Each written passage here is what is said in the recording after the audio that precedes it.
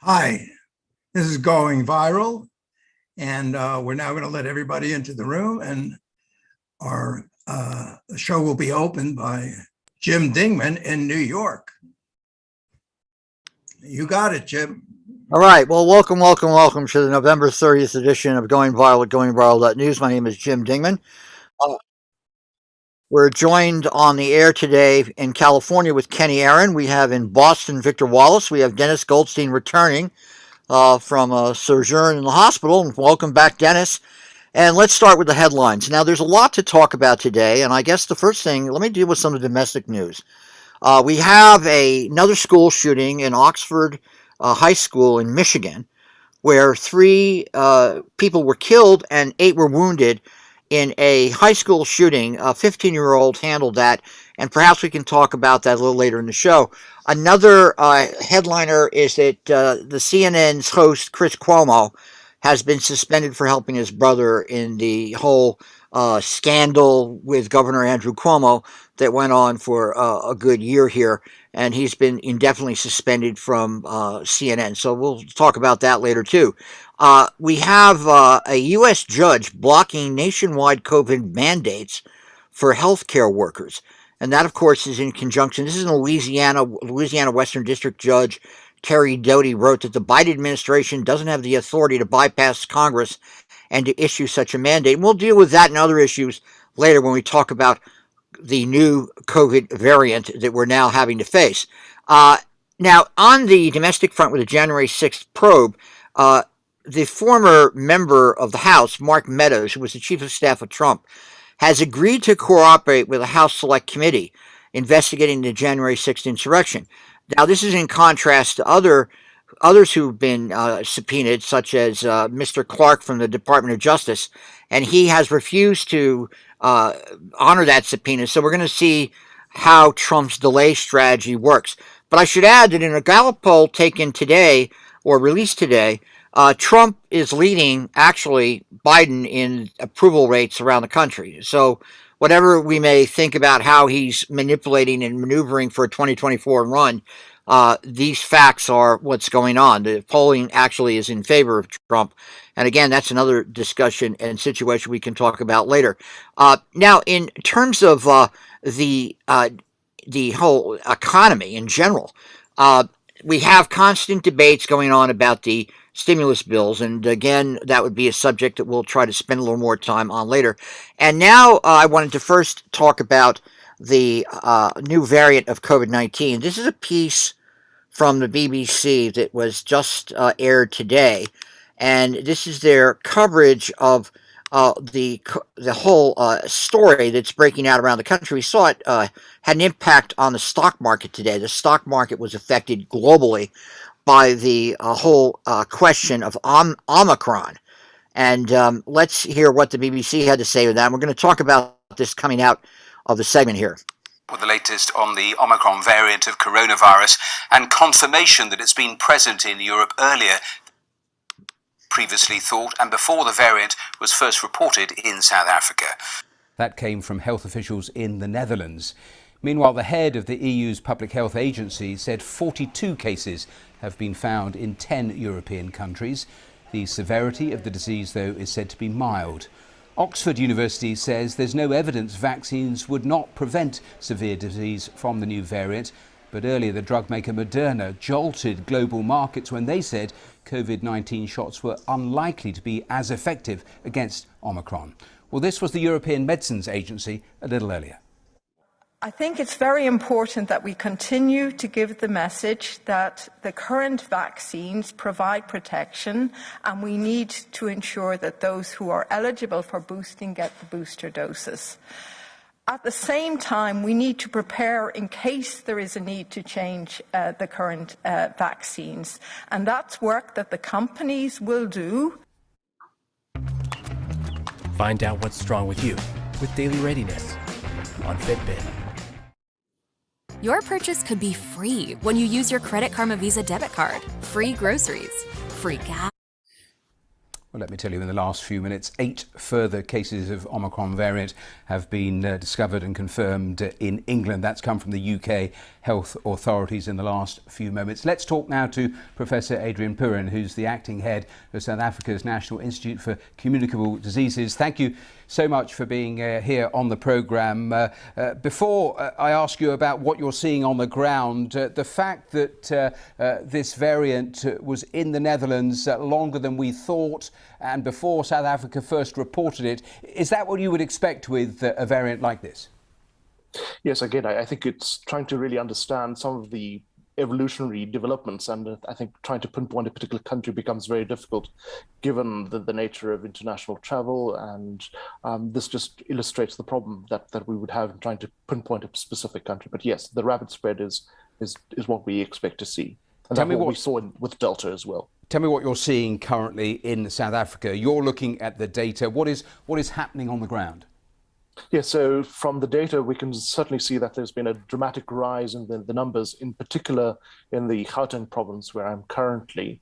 The other provinces are starting to show, not to the same extent, but in terms of the incidence, that's the numbers of cases per 100,000 are certainly increasing. But Gauteng in particular has a very dramatic increase in the actual numbers of cases. I think there is some evidence to show that hospitalizations are increasing, but that has not been as dramatic as we are seeing with the actual numbers of cases. I read there's been an increase in reinfections. Is that worrying, and why might that be happening? Yes, so in fact, that was one of the clues to the fact that there was a likelihood of a variant, and that there was the so-called laboratory-based evidence, as well as the fact that there was an increase in reinfections. And that is worrying because that would indicate that possibly this particular variant may well be evading the immune system. But we also need to know and understand whether or not it's also equally transmissible.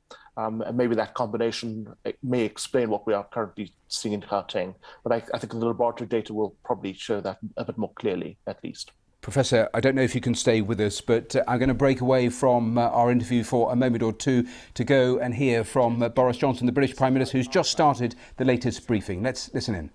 The target that we've set ourselves is to offer a booster to everyone eligible by the end of January. And as with the first jabs, we'll be working through people by age group, going down in 5-year bands, because it's vital that the older and the more clinically vulnerable get that added protection first. So even if you've had your second jab over 3 months ago and you're now eligible, please don't try and book until the NHS says it's your turn.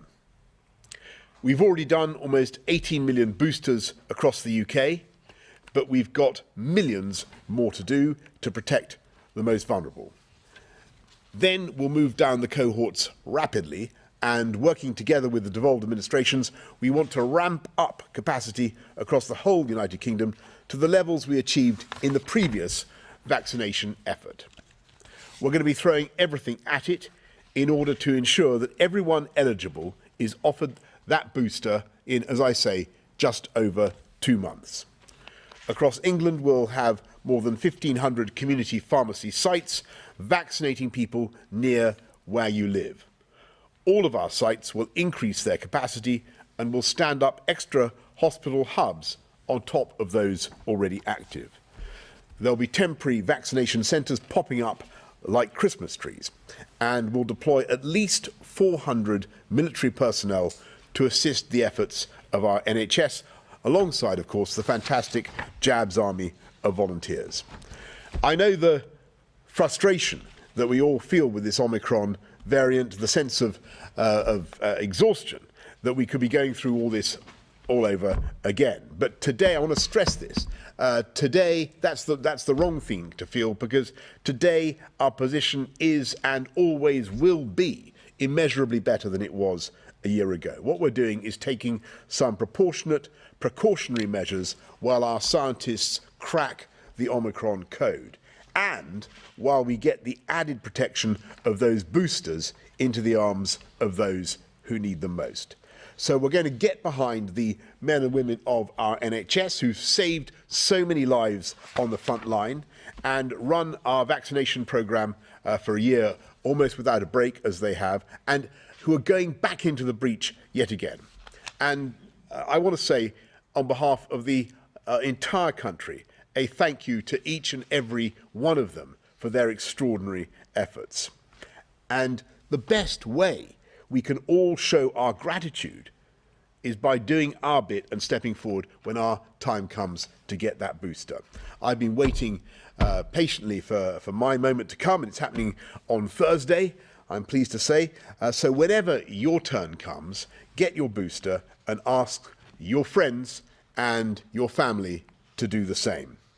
It's time for another great British vaccination effort. We've done it before and we're going to do it again.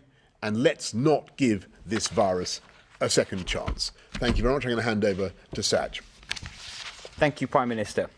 A year ago this week... Well, they will come away for now. We'll keep an ear on that news conference. If there are more significant lines, we'll return to it. Boris Johnson saying that he has set a target to offer a booster jab to all eligible people by the end of January. So a couple of months, a huge logistical task, but that booster to be offered to all eligible people by the end of January. Let's, as promised, go back to South Africa and talk to Professor Adrian Purin, who we broke away from to hear the British Prime Minister. Interesting there that the push again around vaccinations, this time the booster jabs with the gap no longer being 6 months but 3 months.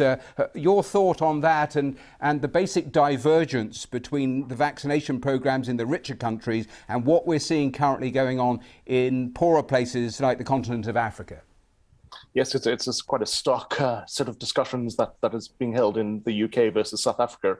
I think in South Africa, at least, I know that there are vaccines available. I think one of our major challenges here in South Africa is really trying to get people vaccinated. And I'm hoping that this particular Omicron variant will certainly serve as a spur in terms of people being vaccinated. I think we're not even really talking about boosters. We certainly are focusing on the healthcare workers with regard to boosters. But you're quite right, in the rest of the continent, the extent of coverage of vaccination is not where it should be. And I hope that those targets will be met. But it's really been very challenging when you contrast those particular conversations. Because I think without marked coverage of vaccines, I know we're not even talking about herd immunity anymore. We're talking about marked coverage of populations. And if that doesn't happen, I'm afraid we're going to see these types of events, such as Omicron, arising, unfortunately. In terms of the vaccines, how long do you think it will be before we know whether we're in the territory of tweaking the current vaccines or having to develop new ones? And as we wait to get more data on this new variant, what do you think the focus should be on? So I think the focus is really around, at least in South Africa, I think it's really still focusing on the implementation of the vaccine program and the non-pharmaceutical interventions. With regard to vaccine development, I think what is critical there is to really try and understand, both from an epidemiological perspective, as well as from a laboratory perspective over the next 2 to 3 weeks, whether or not the vaccine will still provide protection against severe disease. I think that'll be really an important set of data to have. I think certainly some of the companies have indicated that they're able to tweak, but I think the duration there is about 100 days, or they're about to get to that particular point. And I know that there are ongoing vaccine development programs, and perhaps we should be looking not only at the spike protein, but maybe look at other proteins within the virus structure that may also lend itself to protection. All right. So just some comments I'll quickly make before I turn it over to Victor. First, we've seen as a result of this Omicron variant, increased editorial attention and attention at the level of the World Health Organization over the fact that the entire world, there's been complete vaccination inequity that has not been addressed substantially to the point that it's solved. And so we're seeing, for example, big battles over the same kind of things that happened during the HIV/AIDS crisis when they began to develop effective antidotes to AIDS. And then the question of companies not wanting to share the technology and intellectual property rights. So we're seeing those kind of battles going on. I see mixed arguments about the Chinese. I know the United States has promised 1 billion vaccinations. I think they've delivered about 200 million so far. How far those have gone in terms of distribution, I do not know, nor do I know how effective the Chinese efforts have been. We hear all sorts of contradictory stories about the effectiveness of both.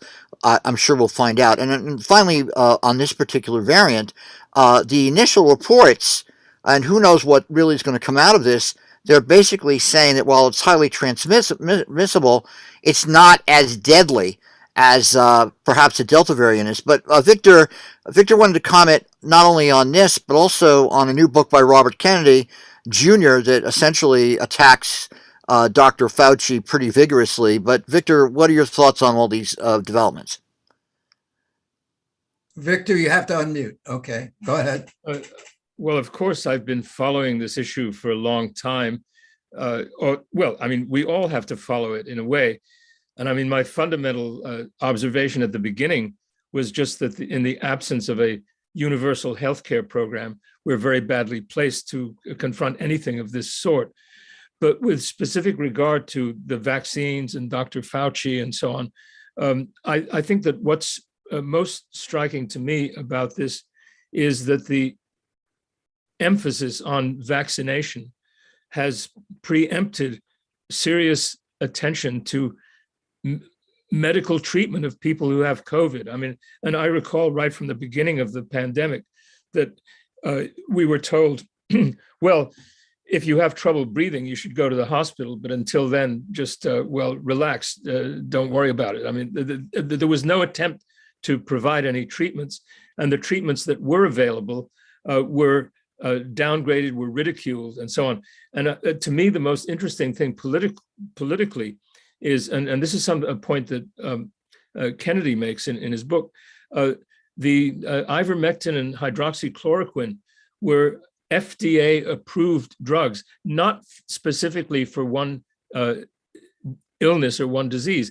They were approved a long time ago, and a significant percentage of all prescriptions are off-label, which means that doctors at their discretion provide prescriptions to patients if they think that it will help. So antiviral drugs, which are available cheaply because they're no longer under patent, they provide an alternative to the reliance on vaccines. On the other hand, there's a big, let's say, financial interest in making people dependent on vaccines, or in producing a supposed alternative, which in this case was remdesivir, which is not effective, which is dangerous, which is very expensive, and which thereby lets those who are promoting the vaccines say, well, this doesn't work, therefore you have to have vaccines. So I think this failure, this suppression of treatment is very significant. And the fact, of course, in the background to all this, that the vaccine producers, the companies, are not subject to lawsuit. They're immune to any kind of lawsuit. So this is another significant factor. And to me, no, this goes beyond what Kennedy talks about.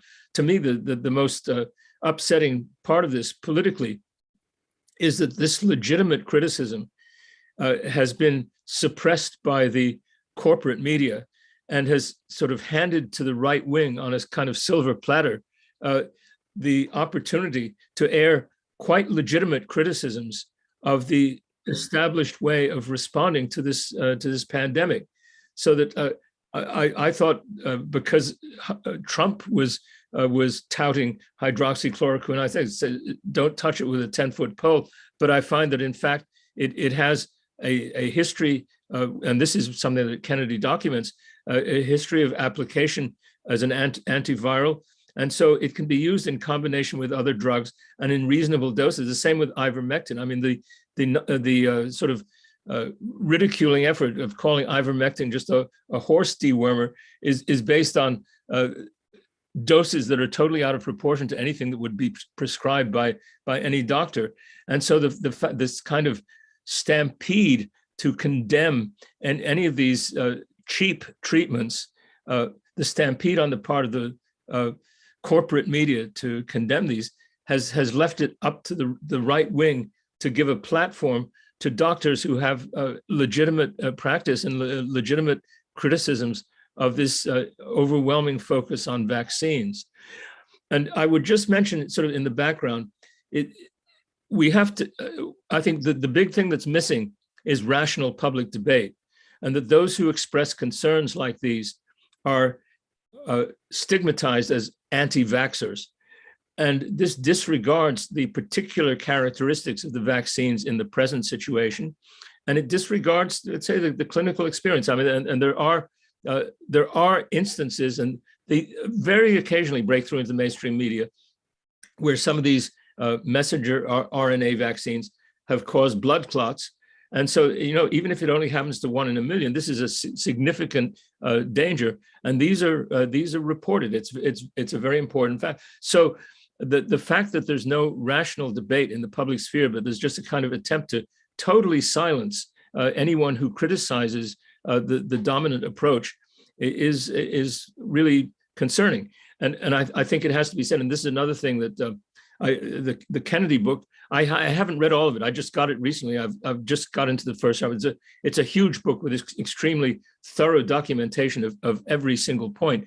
But one of the themes of it is the financial interests of Anthony Fauci, Dr. Fauci, and his ties with Bill Gates and the pharmaceutical industry and so on. So that you have the pharmaceutical industry that's running the agenda of responding to this pandemic, and the political objections have been left in the hands of the right wing and have given the right wing some credibility. And I think in terms of the medical side of it, I don't claim any expertise, but I think it's pretty well recognized, for example, that if you have had the virus and have recovered from it, your immunity may be better than that which would be provided by the vaccine, which provides a more targeted kind of immunity. And I do have some background on this issue generally of vaccines as opposed to natural immunities. I've followed the postings of the Organic Consumers Association, for example, and the general poor public health, large incidence of chronic illnesses in this country provides a part of the explanation for why the mortality figures have been so severe.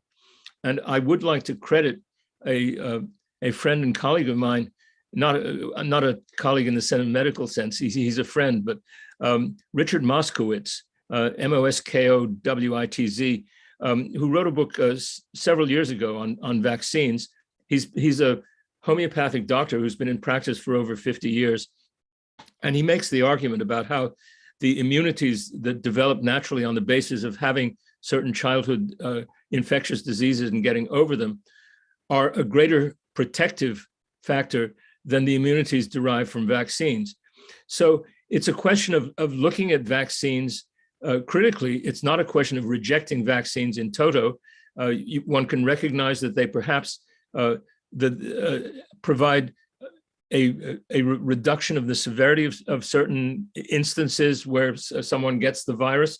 But the basic point, I would say, and there have been some doctors who have testified on this or who've provided podcasts and interviews and so on. The basic point is that you can't have a one-size-fits-all position on the vaccines. That's why the mandates are a problem.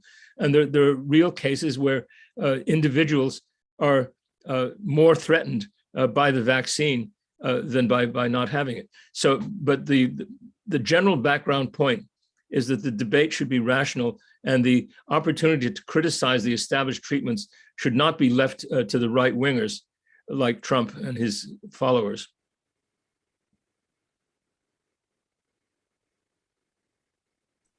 Okay, hey, this is Ken. I totally agree with Victor. It made all the points I would make. I wanted to ask Victor one other thing.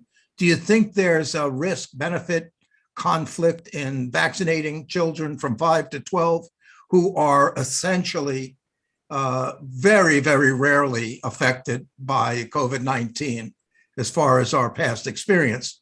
And some people have thought to say that the risk of the vaccine damaging a 5 to 12-year-old person is actually higher than the consequences, if they did get COVID-19, of the consequences of what might happen for them, because there essentially has been very little negative effect on people under 12. So I don't know why they're going ahead with all the vaccines from 5 to 12. What's your viewpoint on that? I agree with you. I think that if children do get it, it's much less severe. And especially when you get to slightly older, like the late teens and so on, young men especially, who are very healthy and who get the COVID and pass through it. But some of those who have received the vaccine have had myocarditis, and some of them have died from it. So it's a real balancing act. And I think the larger point generally is that there needs to be a basic concern for public health.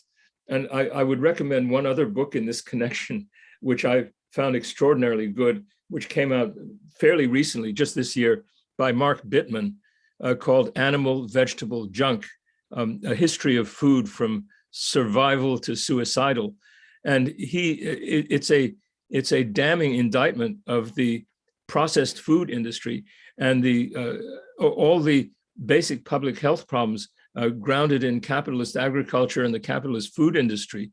And this is something that really needs to be attended to. And I'd say among the deaths from COVID, so many of them, and I don't have the exact statistics, but significant numbers of them are from people whose basic health condition has been destroyed by the soft drinks and salty and sweet foods and the whole processed food diet. So this is something that also has to be interrogated. And one of the purposes of the vaccine, I mean, this reminds me a little bit of the responses to the environmental crisis. They say, well, we have global warming. Well, let's find a tech solution and shoot some reflecting mirrors up into space so that we can carry on with business as usual. I mean, the entire approach to relying on vaccines is to say, well, you don't really need to change that much as long as you get vaccinated.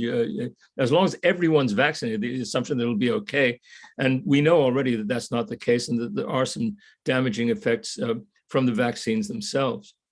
Well, there's one other thing I want to follow up with you. Then we're going to go to Alex, because he's always got a great opinion about everything, which is in regards to what you said about an absolute absence of investigation, or actually a suppression of investigation into treatments. Yeah. Like you said, the ivermectin and the hydroxychloroquine. There's also been, I was shocked, an absence of public notification of vitamin D, iron, and other supplements, and doing what can you do to build up your immune system to guard against whatever pathogen comes along.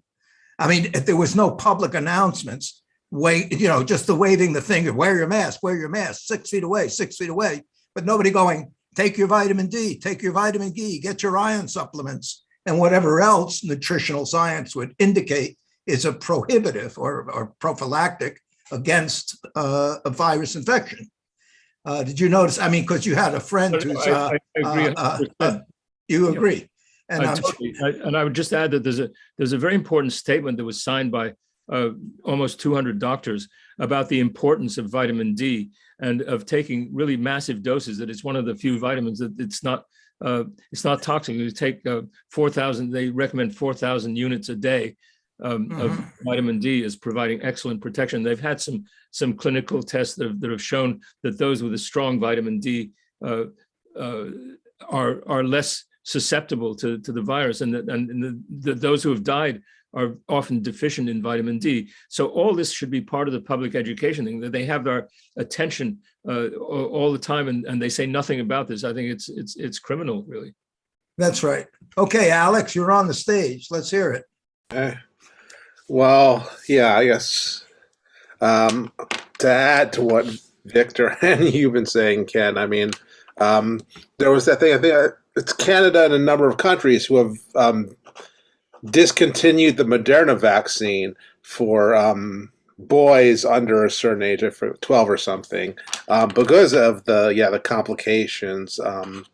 Again, think of something heart-wise. So obviously there are some concerns there, and then there's the question of getting, a third dose, and especially if this new variant, defeats all the vaccines, then kind of, what's the point of going about, wait for the next version of the vaccine, or then, are they going to, since it basically kind of wears off in about 6 months, the third dose, then that means, in 8 months, you're going to have to get a fourth dose. And in fact, that's what they're doing in countries like Israel is on the path to giving people fourth doses and so on. Then there's the other effort that, pushing people into what they call, these vaccine passports. Which apparently is being connected in some states. It's connected to some of your credit agencies, like, Experian, like the one, and there are actually cases of people who essentially had to get their credit fixed before they could get the vaccine passport. I forget, in Indiana or something. Like, you had to essentially clear up your debts before you could, even if you had gotten the vaccine, then so this is a way to also, rope you in for, to give away your information to the big corporations, and then they can exploit. And but I'd be interested in hearing what Dennis has been hearing from Gary Knoll, because I'm sure he's been saying some stuff about the vaccines, since we've had Dennis back for the first time in a long time. We're going to go to Dennis. And Dennis, if you can unmute, and also want to know what, you were in the hospital for 2 weeks. What was the staff there? What precautions were they taking? Did they isolate you, or did they isolate themselves? Dennis, can you unmute? Come on, Dennis.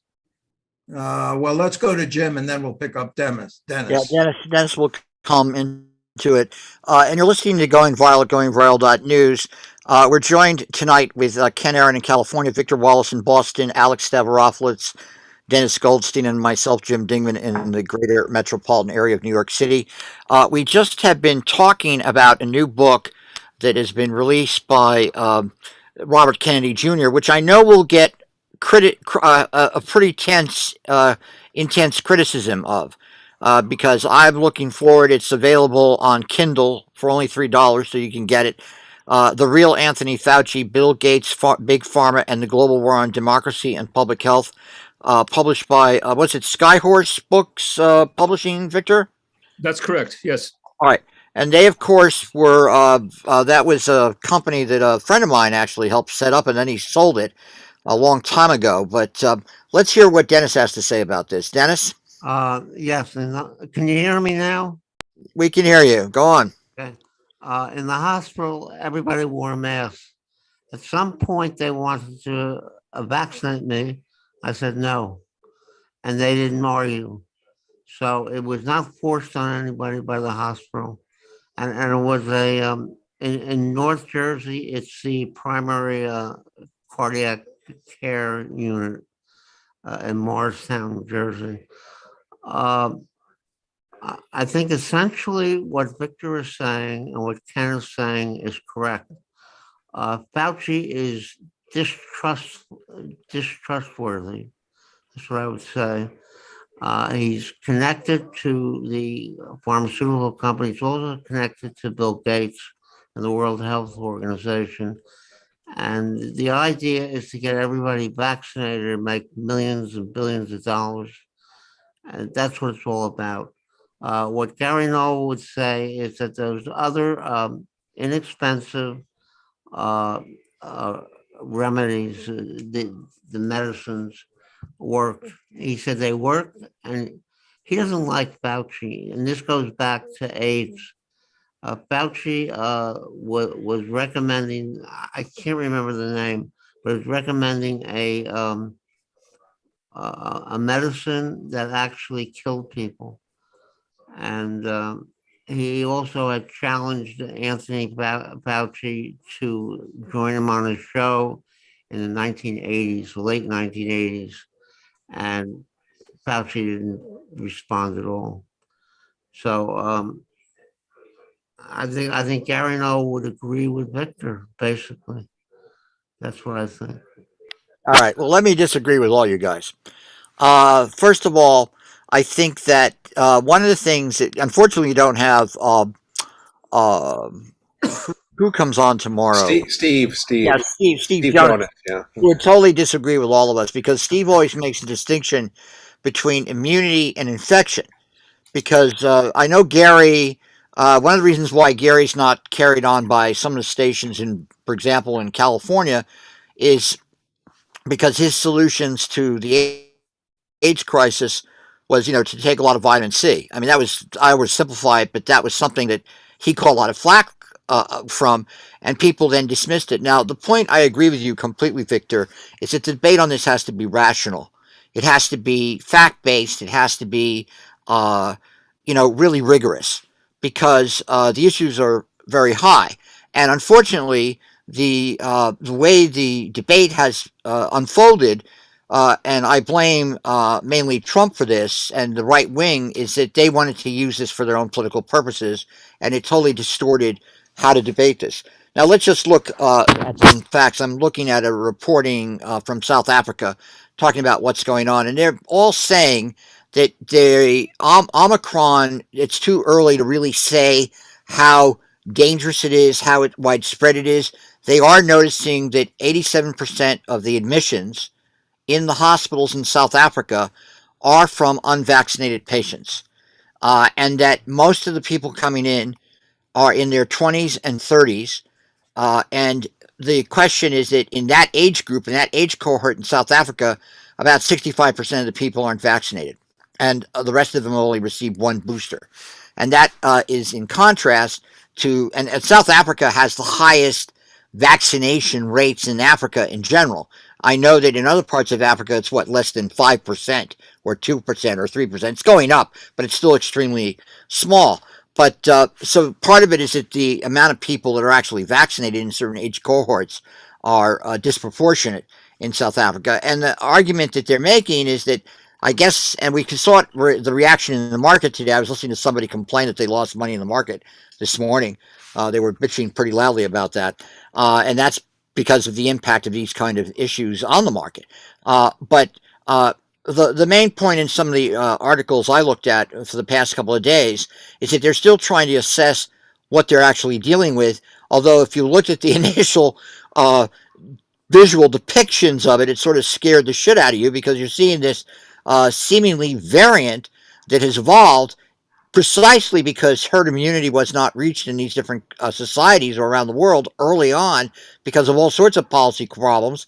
And then here it is, something that we already knew from all our education about this in the past year and a half, is something that was going to happen if you did not have herd immunity. So who knows how this is all going to evolve, but let's have another round of discussion on this before we go into the next stories. This is Ken. I want to bring up a counterpoint to something you just stated. Yeah. I hope this shows up here. Let's see. This is a graph of vaccines in African countries. By what do you call it? Number of people per 100,000, number of doses per 100 people. I take that back, per 100 people. So South Africa is way at the bottom, 42. So that's going to be 42%. And it could be, that's one dose, or 24 people got, or 21 people got 2 doses, but they're low. These are the higher cities here. Is that coming up on your screen? Does everybody see we're that? seeing it, Ken. Okay, great. And that's all. And then the other thing was, I wanted to present a rather, I like his work. I think his name is John Paul Smith or something like that. I always forget his name. He's one of these guys got a 3 names, let me get this and let's play it. Open it. Here it comes. And I know you guys are going to know the guy's name as soon as he shows up here. So let me see if you see that. No, I guess you don't see it because I'm not sharing it yet. 1 second. Share. And just share a portion of the screen. There you go. Okay, now we're seeing it again. Do you know his name? John Point. Never heard of him. No. Well, okay, watch this.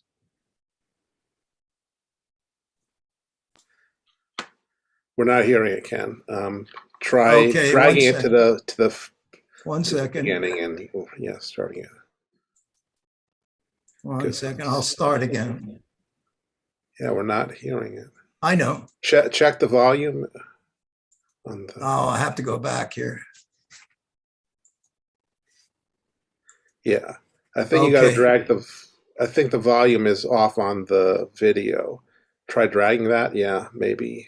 That'll do it now. No, I think it's more likely where I have to hit a key on my. Oh, right. You're not sharing it or something. Okay, give me a second here. Mm-hmm.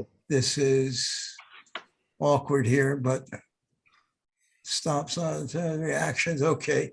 So I think that only comes on when you share. So let me do that. There that is. And good. It should be good now. well, I don't know. Yeah. Not coming through, right? Right. My problem is I don't see how I can Try get on to your it. try your mic. Let me try the share. options on your microphone or speakers. Okay. Or whatever, Yeah, let me try. Make that sure it's again. like, say, built-in microphones, same No, as. let me try this whatever it is, basic. yeah. Here we go. Screen. Share There we screen. go. Let's try that. No. Oh, No? that is weird. Oh well, I guess it's It doesn't. anti-vax or propaganda, so they're repressing it right now. Right.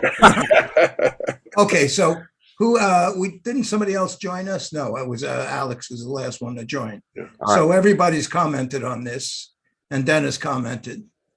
I've got to figure if I figure this out. Let's go on to the next thing. All right, let's go to the next thing. Now, the other story that I guess, Alex, what have you dug up for today? Okay. Well, we can Throw start. it on yet. Don't throw it on yet. Just let me know what you dug up. Okay. Well, we have the decision on the elections in Honduras, which was a big surprise to me because I thought they would not let the left win. We have, well, I'm sure everybody's heard about this. CNN suspends Chris Cuomo. Yeah, we've talked a little bit about that, and then we haven't started talking about that. Okay, more clashes in the Sudan with the military firing on crowds. The beginning of the trial of former Georgian President Saakashvili, which is interesting. The elections in Gambia that are happening now, and yeah. All right, we'll get to that. We'll get to that in a minute. Now, one thing we weren't able to do last week is that we have, of course, a whole bunch of high-profile trials going on in the United States right now. We have the trial in Minneapolis of the cop who killed who was the guy who killed in that driving incident? Dante. I forget his name, but that incident's going on. We have the Jesse Smollett case in Chicago, and then of course tomorrow we have a debate in the Supreme Court that has to do with this case in Mississippi that seems to be another attack on Roe v. Wade. But trumping all that is the decision in the past 2 weeks in the Rittenhouse case and the case of Arbery in Georgia. So let's start with Victor. Victor, we weren't able to really talk about this. One friend of mine called me up with the Rittenhouse case, and he says, well, the left has to arm now. Antifa has to arm. And so we had a big argument about that for about a half hour. unfortunately, he's not here tonight because he wanted to get into that in greater depth. He was comparing the Rittenhouse case to John Brown, and I said, "Oh, come on, give me a break." But in any event, the significance of both those cases, Rittenhouse and Arbery, what do you think about that, Victor? Well, my main impression with the Rittenhouse cases is how completely the judge was on the side of Rittenhouse. He did everything possible to set the atmosphere, to allow to not allow the use of victims to refer to the people that Rittenhouse shot and killed two of them, and to have a salute to the Marine veteran and so on. It was so 100% hyped up patriotism, and Rittenhouse was put in the position of being this wonderful patriot, and so it was totally outrageous. I mean that's a common reaction. A lot of people share it, but that was my reaction to it. With the Arbery case, well, I was I guess it was perhaps surprising, but I think that the visual evidence was so overwhelming about the initiative taken to assault and Arbery that it would have been extremely difficult to reach any other conclusion than convicted those two guys. All right. Dennis, did you have a chance to follow the Rittenhouse case and the Arbery case? I followed the Rittenhouse case. What What do you want to know? Well, what were your thoughts? What were your thoughts and impressions about it? My thoughts is that Rittenhouse is a murderer, and he's a vigilante, and he should have been guilty. And it's definitely the white people want to arm, and they want the right to arm, and they want the right to kill black people. And the Georgia case with Arbery, what's his name? Arbitrary? Arbery. Was it? I mean, it was just justice. I mean, these people were murderers. They did nothing but murder him. They stalked him and murdered him. That's what I think. And this kid Rittenhouse shouldn't be allowed to do anything. Everything he did was illegal. Everything. All right. Well, it's sort of interesting because I heard all sorts of different opinions about it in terms of what it did, of course, highlight was the self-defense issues in all these different states. For example, in the state of Georgia, initially, it's funny, the defense revealed that tape that essentially was so damning to the three men who were indicted for the murder of Arbery. And they thought it was released to justify their self-defense argument. It's quite extraordinary. And in the case of Rittenhouse, I read all these different analyses of the question of self-defense regarding Rittenhouse. Now, obviously, what was this schmuck doing there in the first place with his AR-15 with all these other guys guarding property? I mean, that of course, is an issue interrelated to his conflict. But everybody, I was had these long arguments with people about the fact that Rittenhouse essentially used his weapon in self-defense and he was justified to use it. And the other side, from people who are arguing, well, this is similar to Schwerner, Cheney, and Goodman being killed in the South during the Civil Rights Movement. But anyway, Alex, what do you think about this? You got to mute. Yeah. Yeah. I mean, my thoughts haven't changed since last week, which is that, the judge didn't allow a bunch of evidence of his predilection to, him, Rittenhouse, palling around with the Proud Boys and other extreme right-wing groups. The audio that's allegedly of him that they, where he's saying how he's, come to shoot people, and, that might give a sense of premeditation.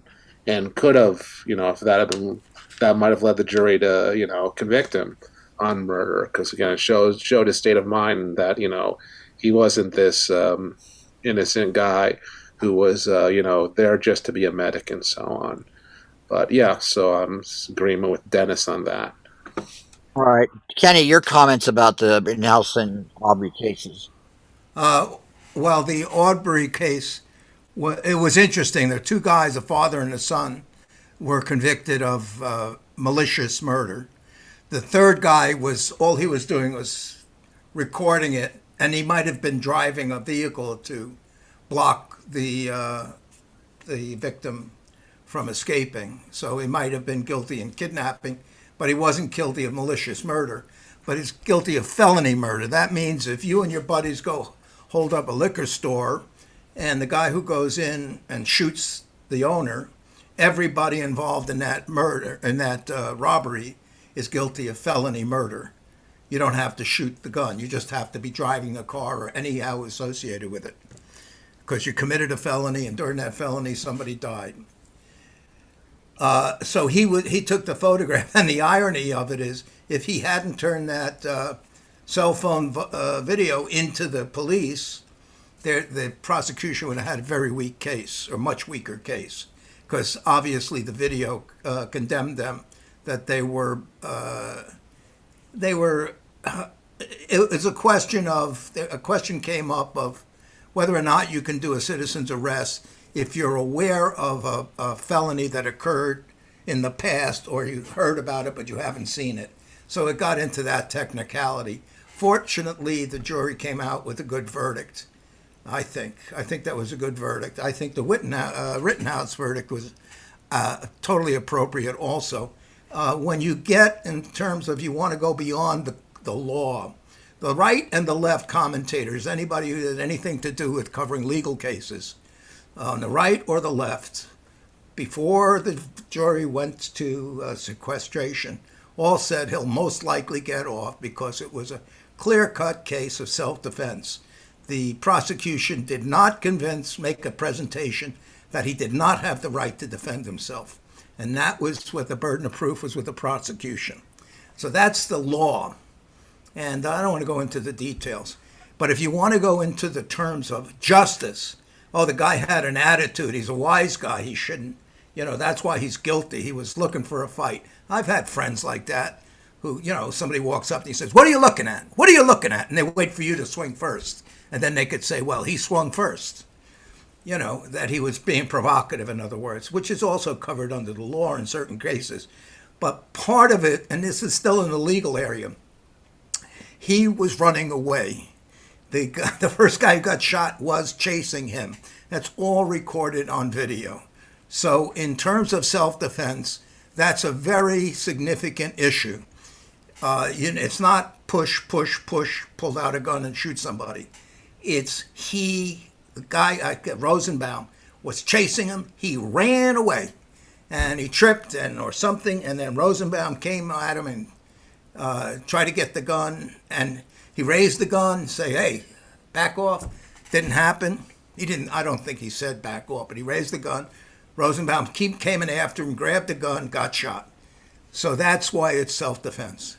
But in terms of attitude, I don't want to burst your bubble, and I'm not going to bring it up, but you go in and try to find out on the internet what was the police record of the 3 people who got shot, the 2 that got killed, and the 1 who got wounded in the arm. What were their police records? What was Rittenhouse's record? What was he doing? What was he doing? Was he actually working as an Eagle Scout or a volunteer, washing windows, doing medical work, being a lifeguard? What were the other guys doing? Going from town to town and riot to riot? So if you want to look at it, and then the other thing which is very shocking to me was people say, first of all, there's nothing. I'm getting jazzed up here. There's this false narrative. He crossed the border, and it's one of these things. I've watched the video where every single news announcer or commentator said he crossed the border with a gun, or he crossed the state lines. He crossed the state lines. which is, I guess, historically a motivation for charging somebody with rape if they transport a minor across state lines. So it's in it's in the zeitgeist of your mind, crossing state lines. You know, what did you do? I went from New Jersey to New York to watch the Rockettes. You crossed state lines, you know, big deal. You go to Arizona, or you go to Nevada, go to Las Vegas. Crossing state lines is not illegal in the United States. And but again, I don't want to get into the defense's case and all of this false information that's out there. But it's if you look at what he was doing and what his history is, if you want to look at his history, and you say that he has past association with right-wing groups, I don't know if that's documented prior to the event. It might be subsequent to the event. But look at the history of the other people who are participating there. Oh, and the thing that seems to me shocking is people just disregard the fact that there were riots. They were burning buildings down, or burning down cars, starting fires, breaking windows. There's a riot. And are you saying that citizens shouldn't get involved and try to stop illegal activity because that's up to the police? But the police are not doing anything. They're standing there watching it. And this is happening across the country. This was in Wisconsin. It's not Detroit. It's not Baltimore. It's not Oakland. It's Wisconsin. So, you can say it's happening in various places around America, and it has been going on for like 18 months. So for somebody to get indignant and say, well, I'm just going to go there and make a presence to protect the property of a car lot, and, and that's, maybe my presence there will stop people from vandalizing it and starting fires. And a lot of people died during those riots, too. It's just not covered in the news. And it is part of, whether you like it or not, it's part of the essence of this country's principles, is that you have the right to own property. It's I think it was initial argument in the Declaration of Independence, where it says life, liberty, and the pursuit of happiness. I think initially they wanted to say, and the right to own property, and they changed it to the pursuit of happiness. But the rights to own something is elemental to this society, and it's one of the conflicting things that comes up with some socialist states, which say the public doesn't have the right to own. It depends on who the socialist is as to what degree of ownership he's allowing individuals to have. But in this country, the right to ownership is fundamental.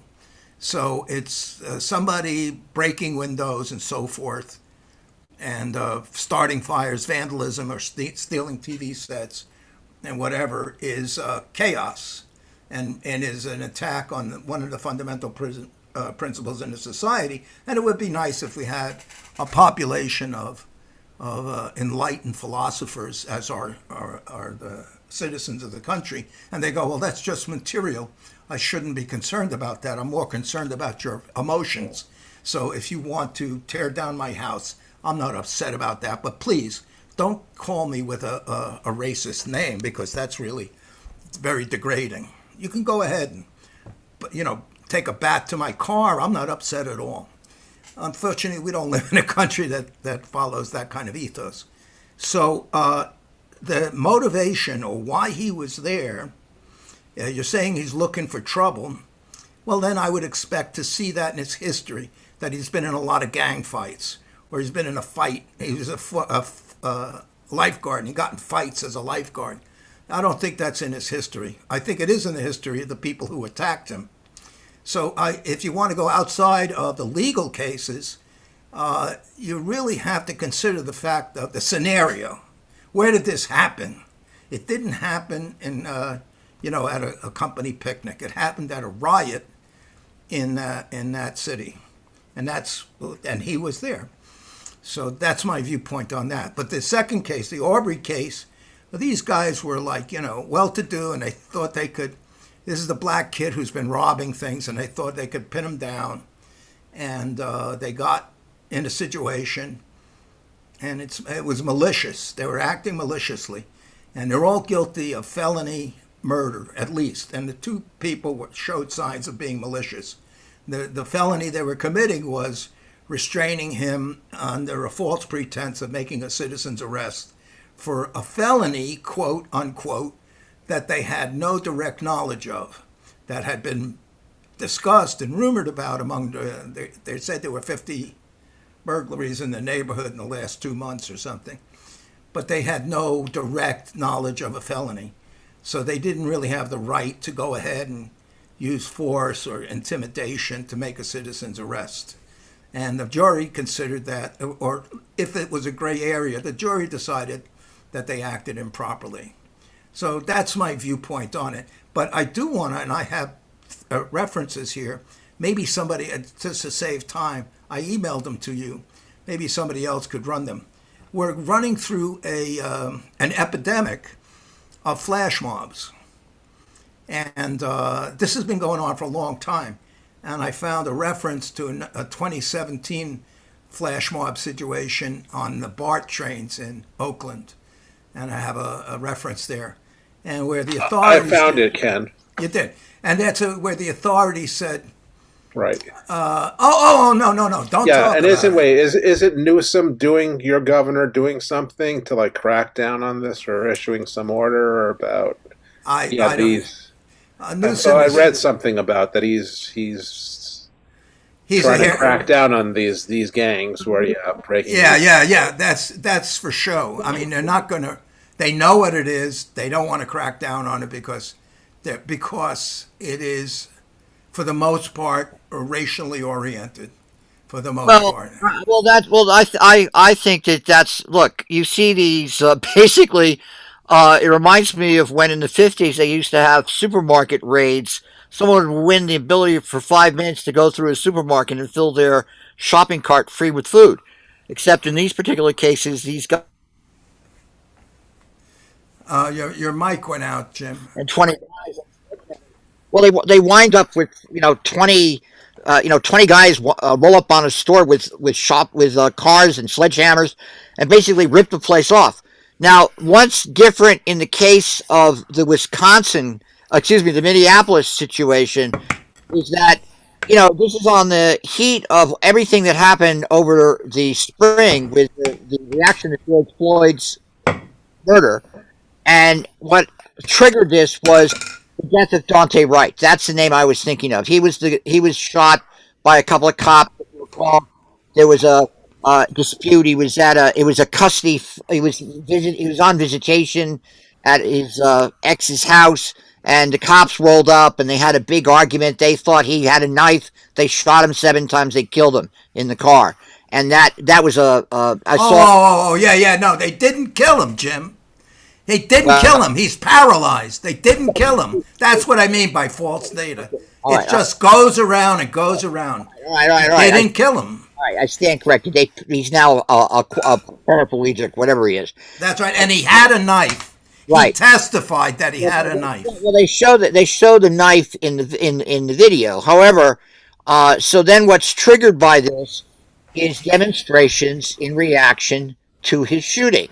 Now the question becomes, in every case historically, whenever you've had riots, these are the repeat of the arguments we had about the riots in the 60s.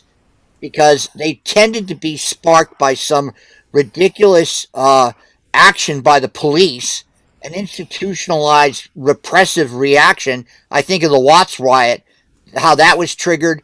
I was in the subway in '64 when the riot in Harlem occurred. I was actually about ready to get off at 125th Street to buy Converse sneakers, and a black man came over to me and said, "Young man, I don't think you should go upstairs right now. There's a riot going on." And so I remember vividly those things, and they were triggered by generally incidents where people could say, "Well, here's an institutional pattern of repression by the police." That and whether we like it or not, the incident of violence, whether it's done by the perpetrator or the cops, in these cases in general, they're sparked by essentially police brutality, and so whammo. You have an explosion. Now, in the case of Rittenhouse, every single incident you cite, Kenny, they did indeed argue that the self-defense law could be triggered. In other words, when you see the video of him running to the garage and Rosenbaum is chasing after him, and initially they played in the tapes that Rosenbaum comes down. He's just released from, I guess he was in prison for a while. He's mentally unstable. He sits there and starts to threaten Rittenhouse. So they played that. But then the question is, why the fuck is Rittenhouse down there in the first place? In terms of, I mean, where's he coming from? Where are all these guys coming from? Just flooding the area with their militia unit and basically protecting the property and saying, well, we're going to patrol here and, we're going to try to, calm things down. Well, that didn't work. Because when you watch the footage, and all of us I watched the footage. We were operating when this show was operating, when that was going on, when Rittenhouse did this. And it was clear to me that the presence of these guys in terms of, quote, patrolling and guarding things. And yes, what sparked him to go down there was some incident where some older gentleman was brutally attacked by guys rioting. So I'm not defending that. But these things happen because of these kinds of things. And then the second case where he's running down the street after he'd shot Rosenbaum. He's running down the street, and that's where some guy comes up and tries to whack him on the head with he stumbles and falls, and then that's where all these guys come at him from different directions, and he shoots them. But again, what is Rittenhouse doing there? What's the wider context of this happening to start with? In the case, riot. The riot. Jim, didn't he spray wildly again? No, he's down on the ground. The kid had been trained to shoot. He shot 3 shots right. He killed one guy, and the other guy he blows his hip off or something like that, his biceps off.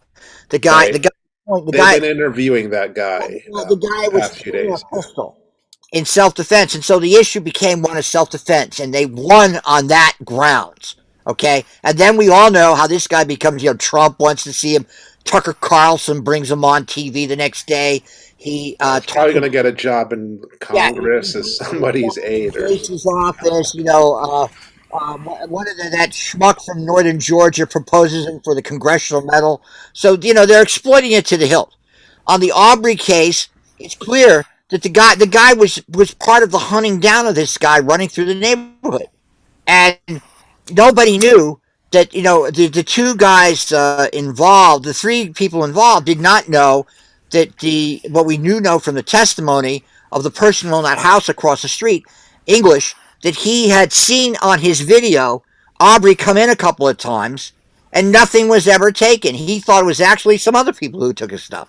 So the whole thing was here's the young black man running through their neighborhood, and oh my God, why is he running? Maybe Arbery, and they, by the way, they kept out of the case Arbery's criminal record. Okay, so that was kept out. But the thing, the basic thing was that here's this guy running through the neighborhood. Does he deserve to get shot down by these guys? Absolutely not. And he was hunted by them and then killed. So, and the whole thing was, and what's his name? One of the blanking out on the guy's name. To the father and son. I mean, that was just, they hunted him down. I mean, you could watch it there. They get their shotgun, they get their pistols, they chase Jim, you're getting really emotional about it. Well, it was pretty. I watched it. I wouldn't the trial. Okay, I watched the trials too. It was emotional. It was emotional to watch. But anyway, that's my. Okay, it's one-sided of an issue.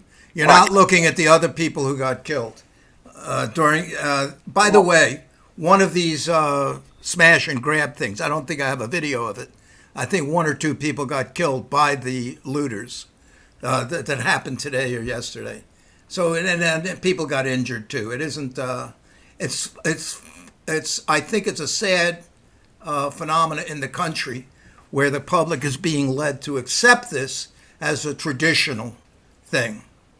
If there's a case that's covered by the press and there seems to be social injustice, and you can put it on the cop, unless the cop gets convicted, there are going to be massive riots. And even if the cop goes to jail, there'll be some kind of riots because that's our tradition.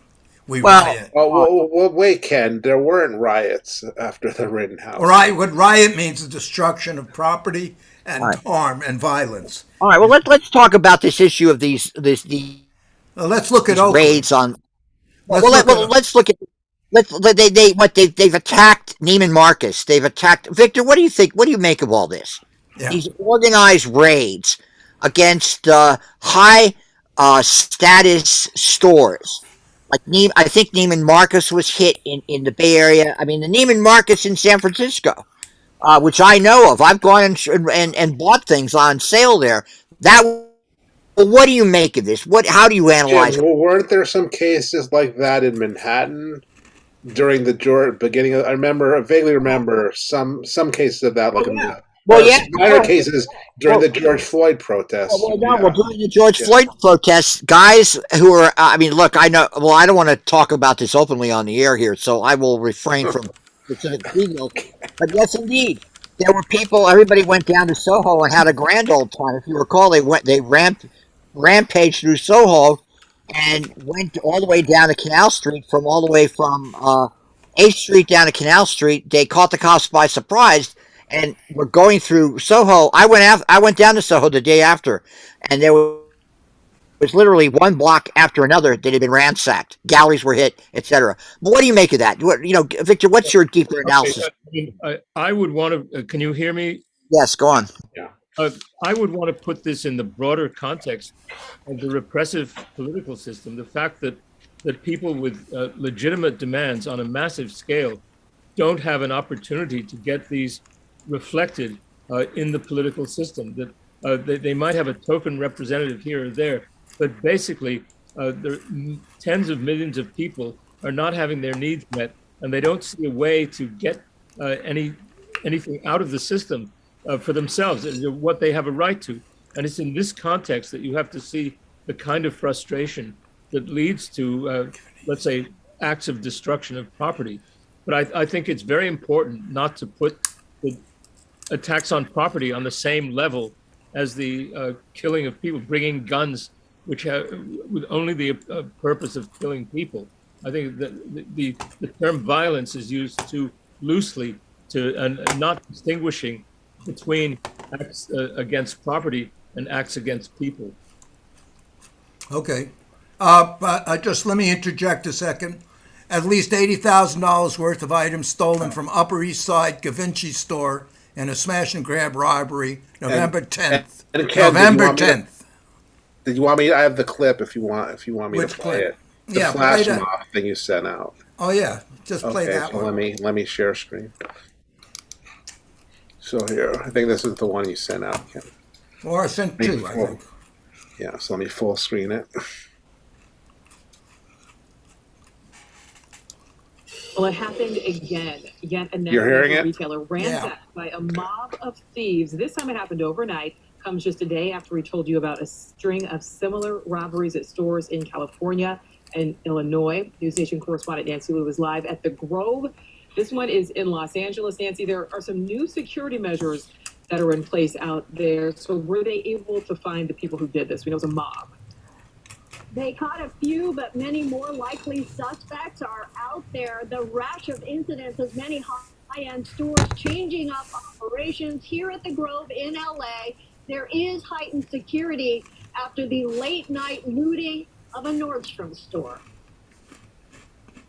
Another night, another high-end store targeted by multiple robbers. Our station KTLA over the Grove soon after. There's a scooter on the ground and a sledgehammer there on the ground as well. LAPD made 3 arrests linked to the Nordstrom robbery, and there are new security tactics, a slinky-style barrier to deter thieves. We don't know yet how many people got away and with what. The incident is the latest in a string of retail robberies over the past week in California, several in the Bay Area where a large group stormed into the Louis Vuitton in Union Square, and a mob of about 80 hit the Nordstrom in Walnut Creek. Police are seeing similar tactics. They were clogging the streets with their vehicles. They had crowbars. and we're running out with property. Days earlier in nearby Concord, a group smashed through the cases at a jewelry store inside a mall during business hours. California Governor Gavin Newsom is calling for more state spending to prevent organized retail crime. We want real accountability. We want people prosecuted, and we want people to feel safe this holiday season. Mobs are also targeting luxury stores in other major cities. In Chicago, hundreds of thousands of dollars in designer handbags looted from the Neiman Marcus on the Mag Mile and a suburban Louis Vuitton store. I wouldn't even characterize that as organized crime. That was domestic terrorism. And so we're going to have those uncomfortable conversations, and we're going to have to look at some of the laws that are on the books. Obviously, they're not working. Now, authorities believe multiple rings may be at work in California, saying social media is inspiring copycat groups. And a lot of these stolen goods said to be surfacing online, where consumers may notice an uptick in luxury offerings with their original tags. Nicole? All right, Nancy, I got to say, I'm definitely interested to see some video of that slinky-style barrier at work if it gets the job done. All right, Nancy, thank you for that. Thank you so much for watching. Make sure. Okay, we had the guy that was killed was a guard in Oakland on the 27th during a smash and grab. Could you play the other one that says I Bart? gotta look for it then. Give me a minute. All right, I gotta put it up. Because this has got to do with policy. Not, it's not that somebody got shot and stuff or what was stolen. It's policy. Yeah. That's the BART withholding surveillance. Right. All right. What's that? Put back.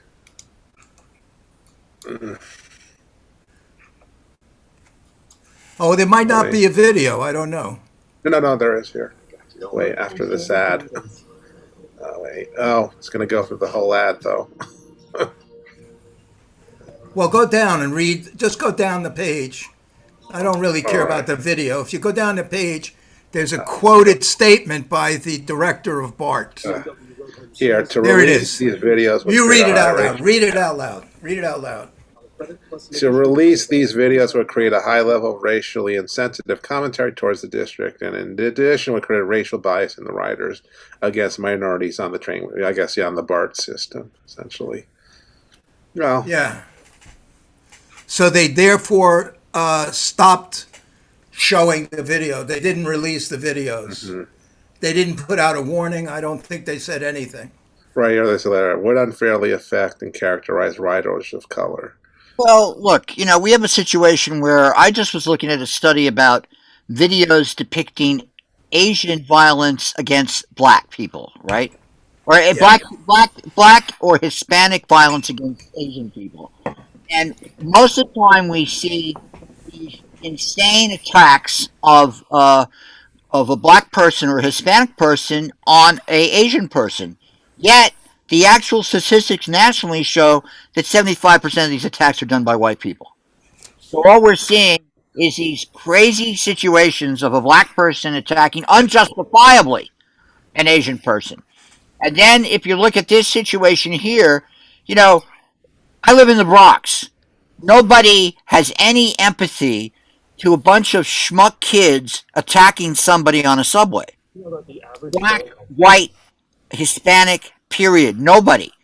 And I can't, I don't really have much empathy for Oakland sensitivities about, trying to walk the fine line about justifying or trying to ignore a bunch of teenagers acting like thugs on people in a subway.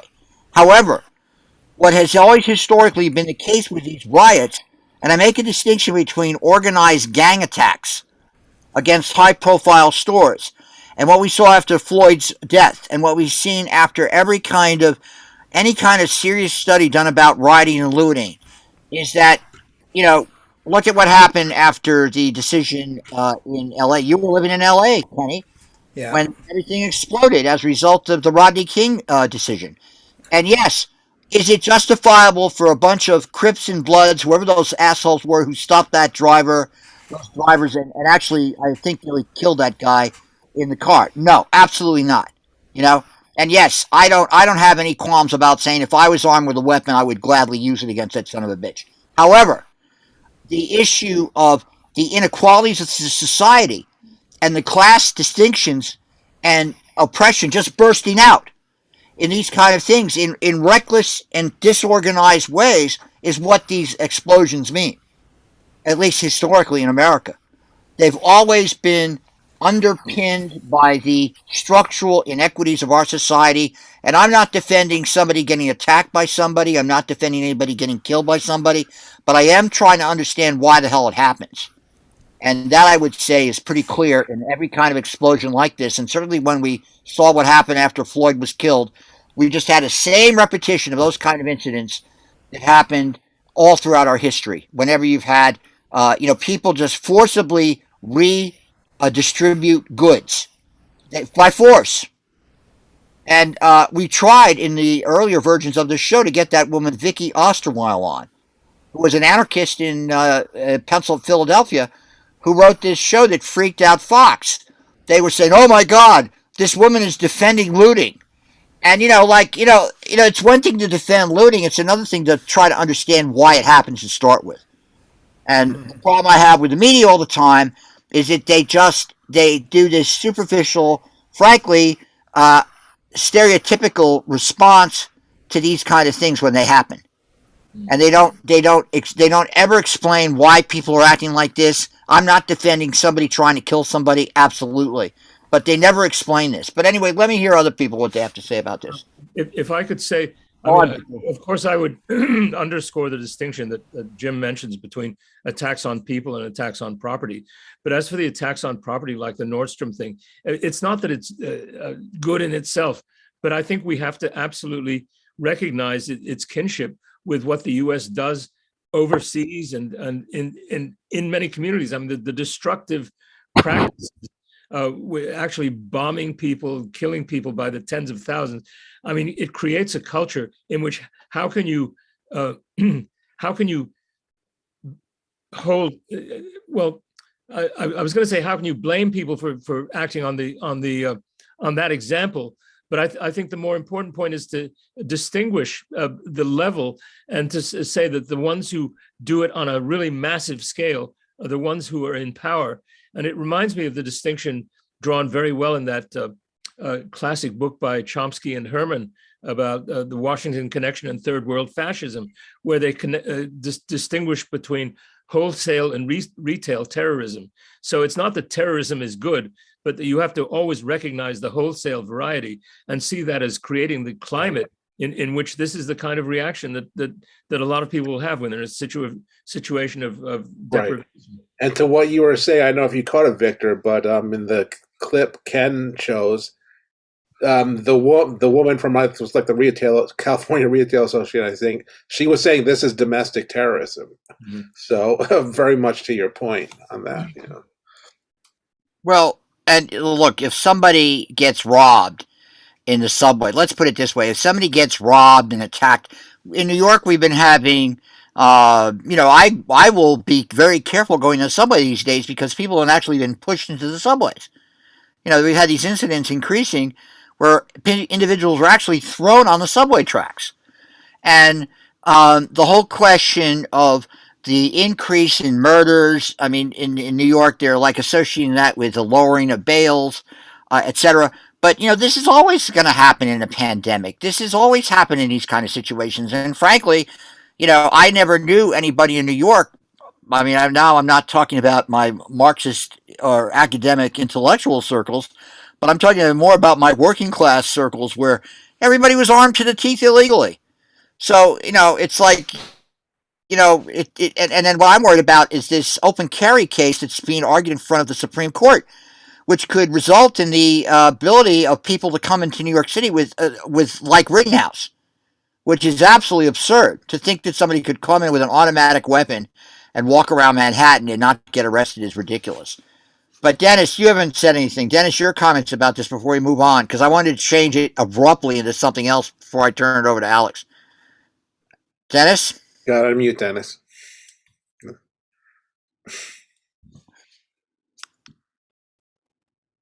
All right. Well, Dennis isn't there yet. I'm gonna do this. I just wanted to.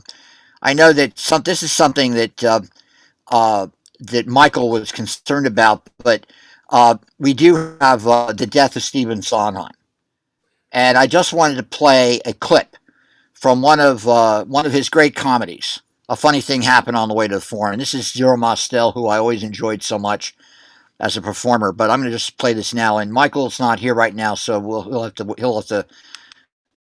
Something peculiar, something for everyone. A comedy tonight, something appealing, something appalling, something for everyone. A comedy tonight.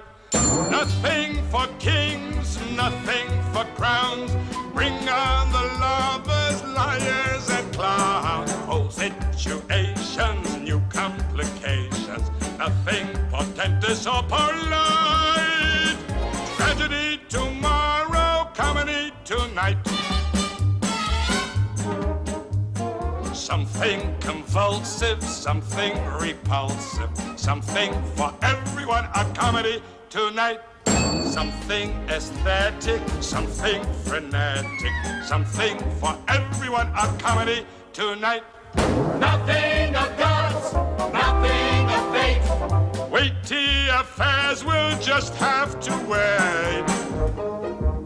Our principal characters live on this street, in a less fashionable suburb of Rome, in these three houses.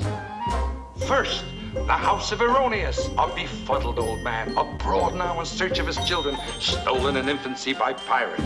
Something erratic, something dramatic, something for everyone to come tonight.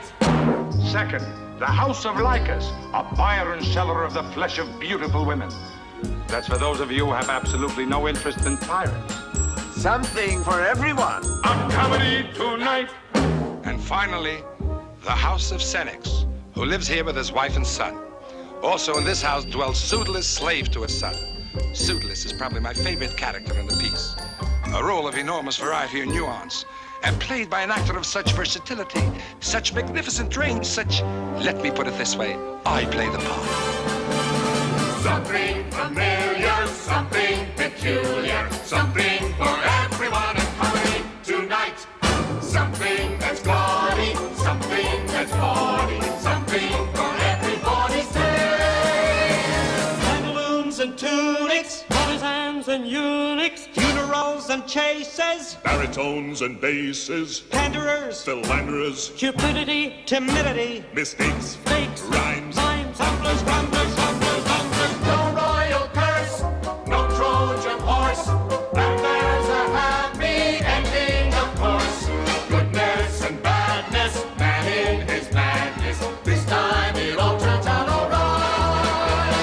Tragedy tomorrow, comedy, comedy, comedy, comedy, comedy, comedy, comedy, comedy, comedy.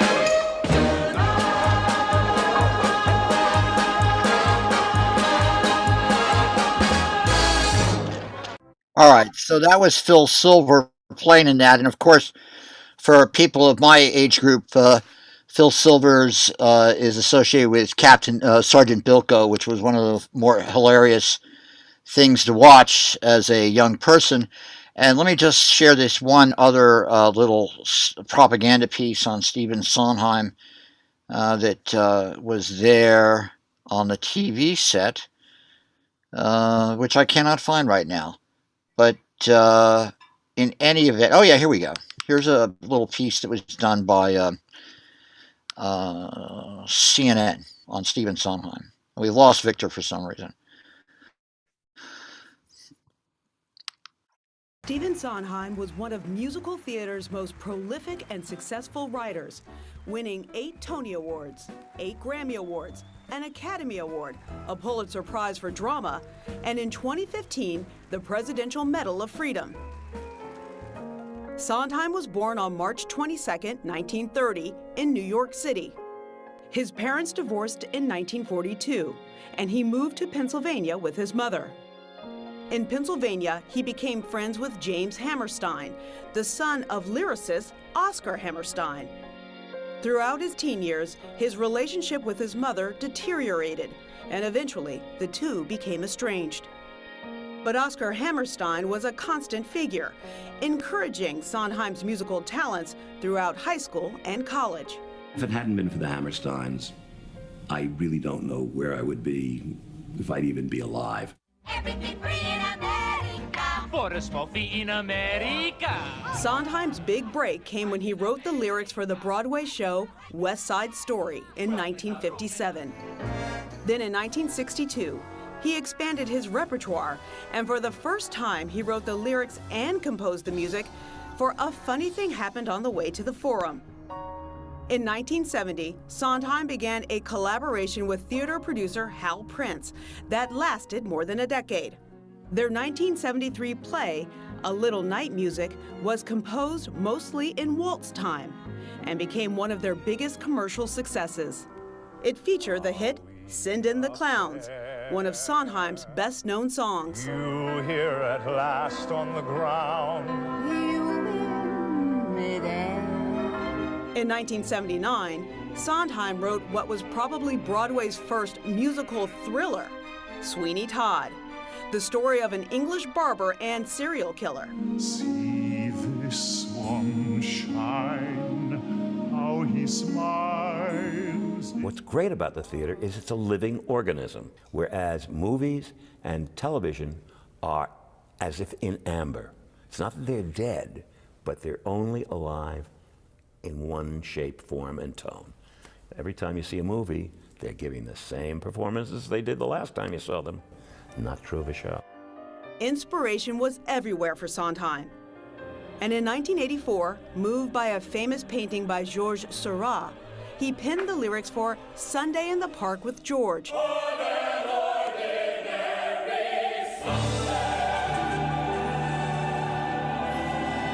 For that inventive stagecraft, he won the Pulitzer Prize for Drama.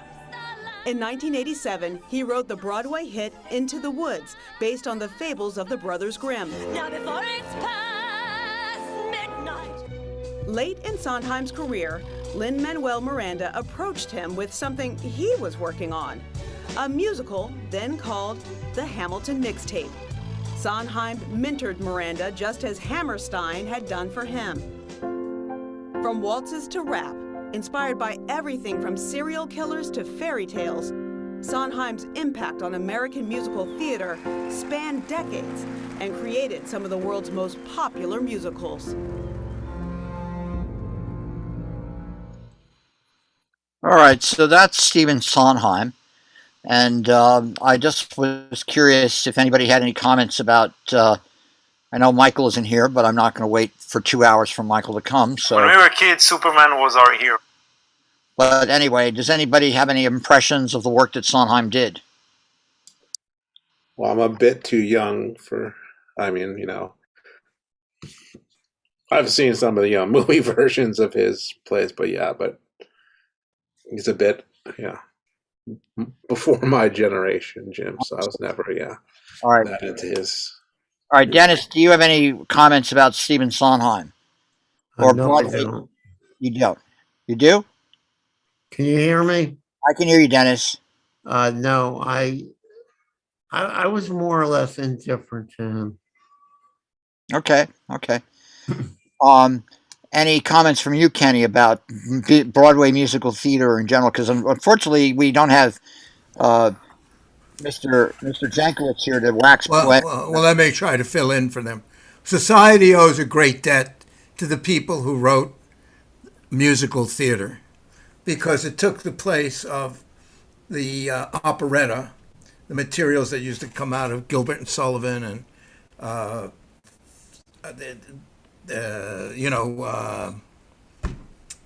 other people, Sigmund something. There's other people who wrote musical. I used to watch them, like Showboat and stuff like that. It's a great tradition and it's good. And when you think about it, it's entertainment. It's ethereal. It isn't a product that you can. I mean, they have ancillary products, so you can buy T-shirts with images on it and stuff. But the most part, it's an ethereal a product the sound, the intention, the joy or the anguish presented on the stage or on the film and so forth, creating an effect on your emotional reaction to it. So that's a very interesting sphere of civilization, which goes way back to the vagabond musicians, the minstrels, and people who used to go. We see records of that in the Chaucer tales and so forth. But it's very much, I guess it connects with animals sometimes howling at the moon, or birds chirping or doing their romantic dances for courtship. But the whole idea of the presentation of concepts and emotions through acting, through music, through dance, is an essential part of society and civilization. I think it's wonderful. So somebody like that who contributes, that's great. Small contributes, big contributes, the great composers. And the interesting thing about it is we tend to isolate or concentrate on the performance. But behind the performance is the author, the guy who wrote the lyrics and created the music. And the performers, you can have 50 of people doing the same thing. But it's the people who wrote the original work that are the essence of the material. And he was notable, a standout figure. Right. Well, see, Americans tend to forget. See, when we talk about Broadway musicals and that whole tradition, that is a very uniquely and characteristic of American culture phenomena. I mean, obviously, musicals and operettas, etc., have their roots in Europe. But in the case of, people forget that when silent film comes into being in the first 2 decades of the 20th century, there are about 500 or 600 traveling theater groups in the United States performing all over the United States, doing vaudeville and musical performances like as if they were a film company. And then Broadway in 1948-49 was cheap to go to see a musical on Broadway as it was to go to a movie theater. Now, we know those days are long gone. Just today, someone was showing me to get a ticket to see Music Man in Manhattan. The orchestra was $700 a ticket. Oh my! Which is insane. Yeah. So what shows you is how distant musical theater has come.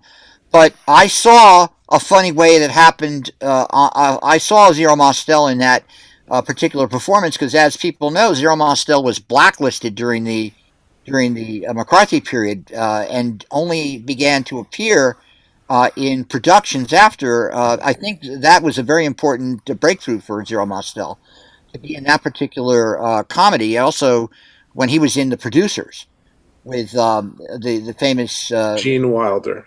Well, Springtime for Hitler. Right. And Mel Brooks. Mel Brooks. Yeah, that was another breakthrough for him. But the breakthrough was really in to be back on Broadway. And a funny thing happened on the way to the Forum. Mm-hmm. And of course, West Side Story. I mean, we're going to have a big battle over which is the better West Side Story when this new West Side Story comes out by Spielberg. But Broadway musical and that genre is really truly pervasive throughout our society, and it's something that, I have to admit that when I was at Music and Art High School, I used to love to sit there and take Broadway musical songs and sing them back and forth to people and do the dance routines in front of people. It was a lot of fun to do. So, yeah, I think, and then, if we look at the left, the radical left, someone like Bertolt Brecht, when he takes the musical opera form and transforms it in those operas he does, it's very much in his mind how to communicate a radical vision to the masses using musical opera and theater. So it's not it is a powerful form, and unfortunately it's degenerated into a completely ultra capitalistic money making machine. But I guess that was always there to start with. But anyway, let's move on to other stories. You're listening to Going Viral, GoingViral.news, and I wanted to just ask Alex. Did you get a piece on this whole Belarus issue? I believe Ken about that. Ken, you got something on that? No. We're looking at reports that there were two reports about Russia. Russia and China taking pot shots at U.S. satellites, but also Russia's building up troops along the Ukrainian border and threatening to move in because of fear of NATO. So I pulled up a map of who's in the NATO states and how it's encroaching on Russia, and that's why they're using that as a motivation for why they might seize part of the Ukraine. All right. Before we do that, let me just play a few minutes of this piece from Al Jazeera on that very issue. On the Belarus or the Ukraine and Russia. Yeah. Belarus, of course, is quite similar and integrated to it. But let's listen. Yeah, what caused it? But not the whole thing. It's 24 minutes. Thousands of soldiers near their shared border. The movement of Russia's 41st Army units has raised fears a military offensive might be on the way. It's the second time this year Moscow has amassed combat-ready forces in the region. On Friday, Ukrainian President Volodymyr Zelensky said Russia was planning a coup to overthrow his government. Moscow rejected those allegations and blamed Kiev and the US for the escalating tensions. President Joe Biden says he's likely to speak to both leaders to ease the dispute. Russia seized Ukraine's Crimea region in 2014 and Mike, hold it, Mike. You got to switch the sound back. That any attempt to invade Ukraine would have serious consequences. We'll get to our guest shortly, but first, this update from Charles Stratford in eastern Ukraine.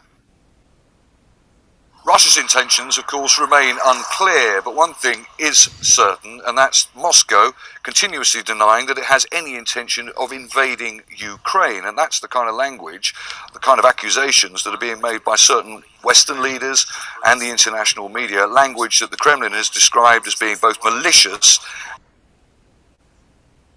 and hysterical.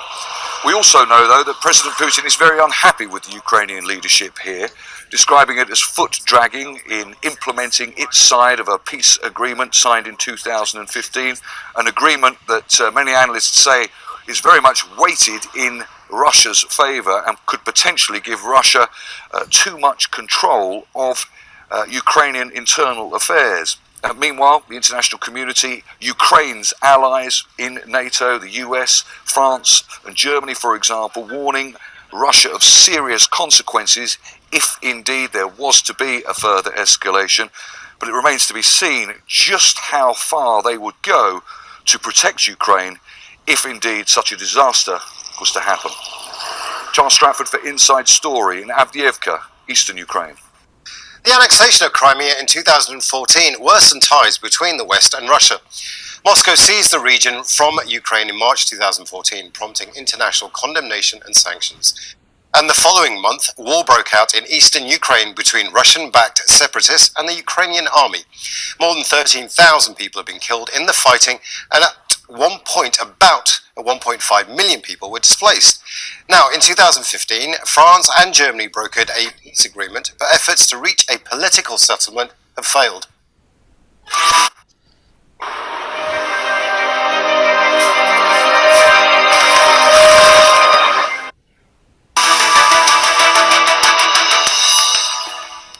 Let's bring in our guest, joining us live from Kiev, Alexei Haran, a professor at the Kiev Mulya Academy and the director of research at Democratic Initiatives Foundation. From Fairfax, Virginia, John Herbst, he's the senior director of the Atlantic Council's Eurasian Center and a former US ambassador to the Ukraine.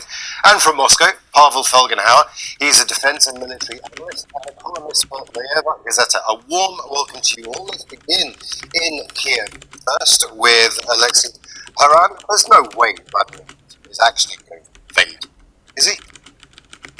Well, we don't know. We don't know what are the calculations of Putin. We need to know that actually Putin invaded Ukraine in 2014.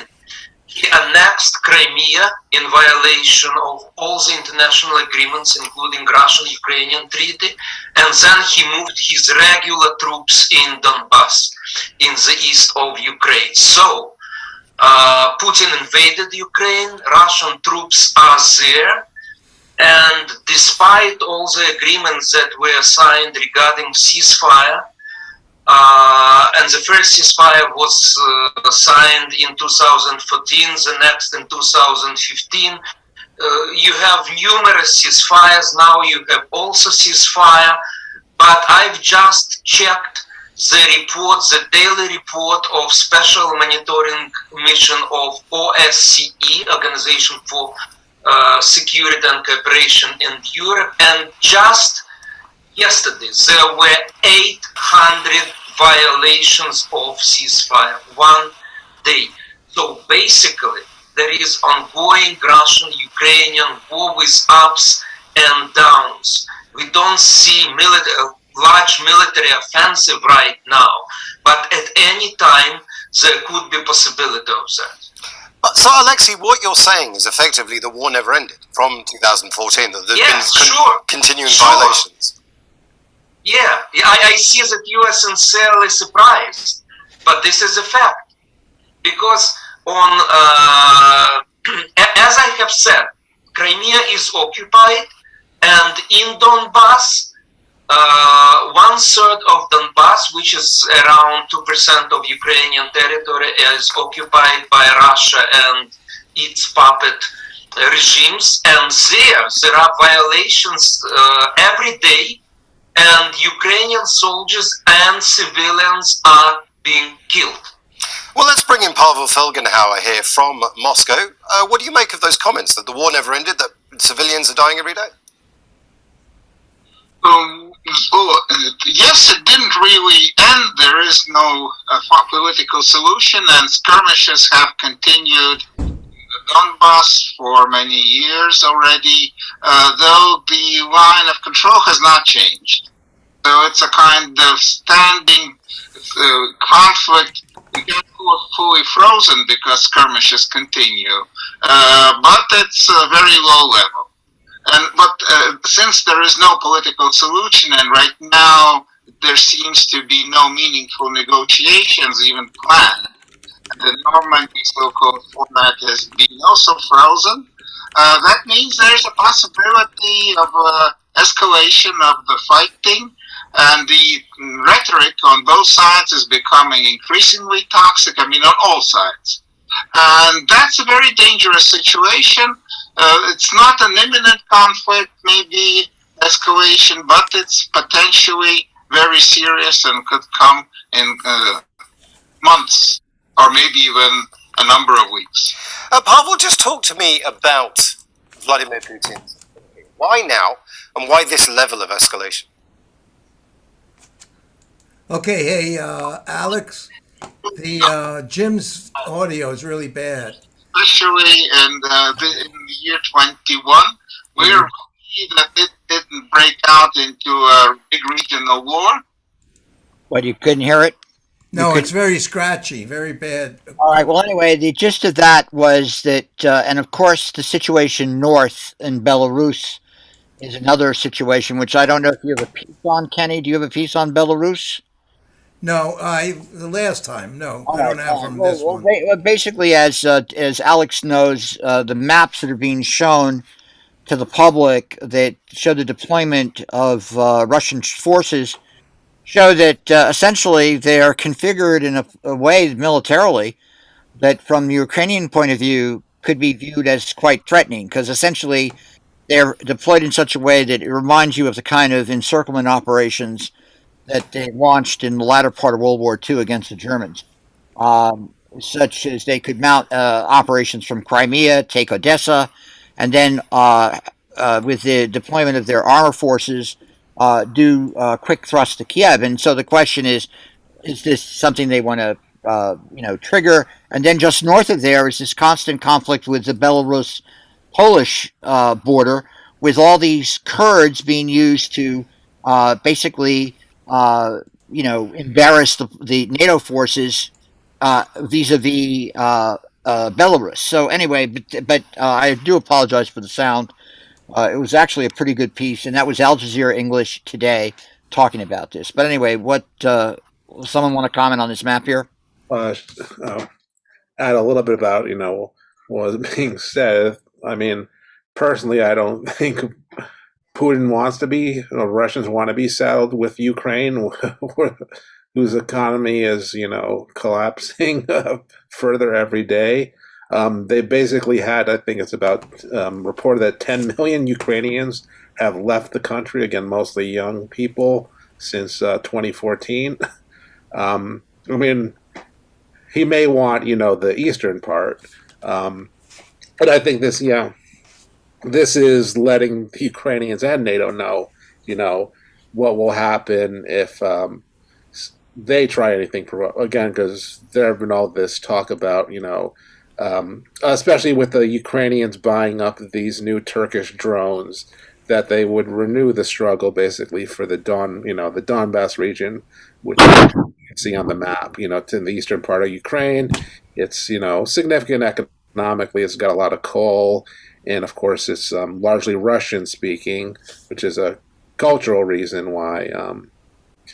And well, going back historically, Russians never thought it should be handed over to the Ukraine. Same thing with the Crimea, of course, which they always thought was, Khrushchev handed it over in part because he had been the commissar for the Ukrainian front during the Second World War. He was, sympathetic to the Ukrainians.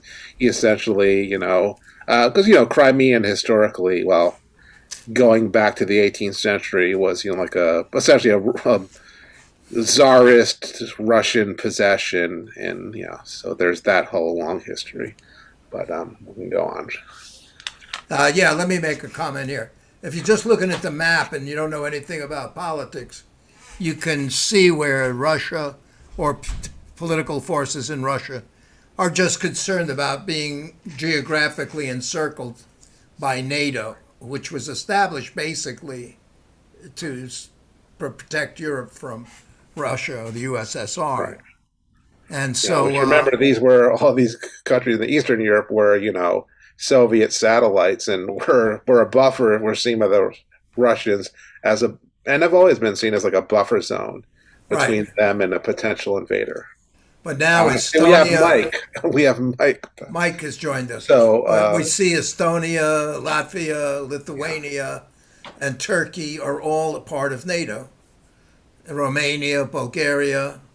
So, they're going to feel like they're Hungary, Slovakia, Czech Republic, Poland.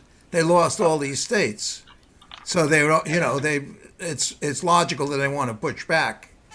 Oh. I mean, if you stop the silly game of like U.S. versus Russia, what do you think? What's a reasonable? Since we do have Mike on, and obviously he didn't hear our discussion of Sondheim, but Mike, since I think you went to see the new Spielberg West Side Story, Jim played a piece earlier about Stephen Sondheim, and also a clip from the opening to a Funny Thing Happened on the Way to the Forum, the movie. So I wonder, Mike, if you unmute and give your comments on his death and importance to musical theater and all that. Yeah. Alex? Hear you, Mike. Yeah. Can you hear me, guys? Yeah. Okay. Well, I had to catch the screening and the Q&A afterwards of this Spielberg version, which, by the way, I guess it's not so much that it was bad, it just wasn't West Side Story. It had very little relation throughout the book. They threw out Arthur Lorentz book and Ernest Lehman's adaptation, wrote their own dialogue, and they threw out most of Jerome Robbins' choreography for the new stuff. So when does something not become what it's supposed to be? But if you wish me to make a comment about Stephen Sondheim, who was by far and away the greatest lyricist we've ever had, and certainly a great musical talent, I think there is a great loss. His lyrics were, my personal opinion is the song Somewhere this is my opinion, but it's the greatest song ever written because its lyrics are profound and simple at the same time. They're both specific and universal. It's an incredibly, the lyrics are incredibly written, and they were written precisely. Every word that Stephen Sondheim wrote, every lyric he wrote was precise and thought out from all different angles and on all different dimensions. Okay, I got a question for you, Mike. Were you ever in a production of West Side Story? Was I ever in West Side Story? In any production of it? Well, I was supposed to play when I was younger, obviously. I was supposed to play Tony, but it never got off the ground. And besides which, I didn't have the voice for it. I thought, I mean, as much as I wanted to play Tony. On Broadway? No. Oh, in high school? Where? Well, it was actually around college. College, yeah. And it was a local theater production. Broadway, you had to have practically an opera voice for both Tony and Maria. Uh-huh. I remember I had a music teacher in high school who said that compared to West Side Story, every other musical is garbage. Uh-huh. He said it's the highest level of a musical. Now that was back then. I mean, certainly some of Sondheim's musicals and a couple of the musicals written since then. I don't know if they came close, but they're not garbage, obviously. But West Side Story was just a miraculous combination of incredibly talented people at the top of their profession. I mean, Bernstein and Jerry Robbins and Stephen Sondheim and Arthur Lawrence was quite a playwright for all his ego. He was a top American playwright, and they all came together. Well, since we're talking about this. What? Natalie Wood played Maria, right, in the movie. Mm-hmm. And the guy who played Tony wasn't that hot either. So who played it? Who played it on Broadway? Who played it on Broadway? I have to tell you something that in the film, Richard Boehmer got a lot of unwarranted flack. The part was written pretty much, for the most part, how he played it. So he's not written as a tough guy. He was written as kind of a, older, say already 21 or 22, but still somewhat innocent, who had flirted with the street guy because of his friend. He was not written that way. Now, Tony Kushner has totally rewritten the entire book, so it's totally different. But believe it or not, Angela, who's playing Tony now, he's getting flack for being too fey and too It's not a rewarding part. It's a part that's supposed to carry, but it doesn't have. For some reason, everybody who plays it seems to get flack for it, and I don't know why. I mean, it's got some really good scenes, and it's well written. I mean, the way it was written by Arthur Lawrence and in Ernest Newman's adaptation for the real film version, the original. Richard Boehmer played it. He played it exactly the way that Robert Wise and especially Jerome Robbins wanted him to play it. So I guess, it just, to some people, they, wanted something that was perhaps less real and more arresting. I don't know.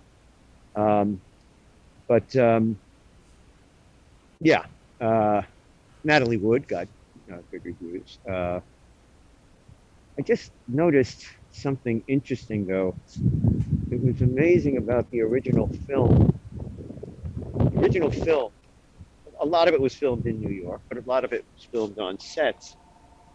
And Robert Wise and Daniel Pfaff, the cinematographer, he had the talent of making the set look like the real thing.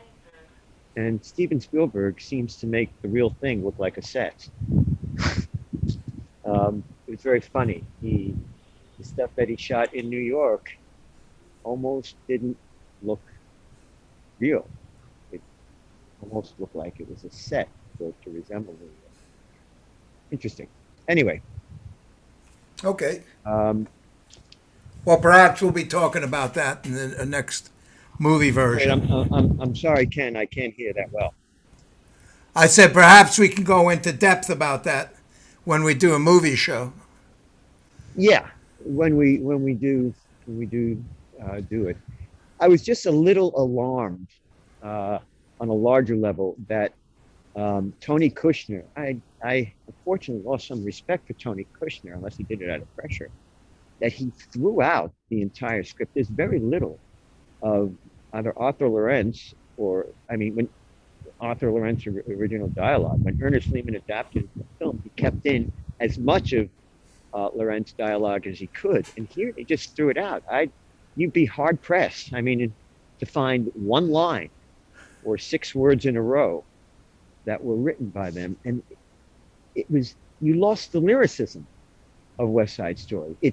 It's naturalistic, but it sounds, it lost its heightened realism. It lost the poetry, if you want to put it that way, which the original was able to, and I'm going back to the Broadway show, not just the original film, that was able to capture that and still be real. And still, it was lyrical, poetic, but it still sounded like it could have come out of these characters' mouths at that time, because the heightened sense, the heightened drama that was going on in their lives, in their plays. But here they just tried to make it naturalistic. I have to figure out why they did that. And why would you throw out a musical is in this case, it was 4 things. It's a book, music, lyrics, and choreography, not necessarily in that order of importance. But why would you throw out just about the entire book and most of the choreography by Jerome Robbins? I don't know. I mean, the new choreographer was good, but no Jerome Robbins. I don't know why. There seems to be an arrogance and a hubris that makes people think that they can do that to somebody else's work. I think that's a disturbing thing about America. Okay. All right. Well, anyway, maybe we can have those people deported. All right, let's get back to what we were talking about before we came on, because we could definitely talk about these issues at greater length. We were actually in the midst of dealing with the possibility of war between Kiev and Russia and the Ukraine. Next time, please, Michael, try to get in here earlier, because otherwise I would have not played that. I didn't know whether you were going to come or not. So anyway, we'll deal with it another time. Alex, what were you going to say about this whole situation in Ukraine? I wanted to show quickly a map here. This is a map showing the deployment of troops. And let me just see if I can break it down a little more. Okay, there we go. All right, so as you can see, this is their deployment of Russian troops everywhere. But what is interesting about it is that here's Kiev, and here are concentrations of Russian troops in the Crimea.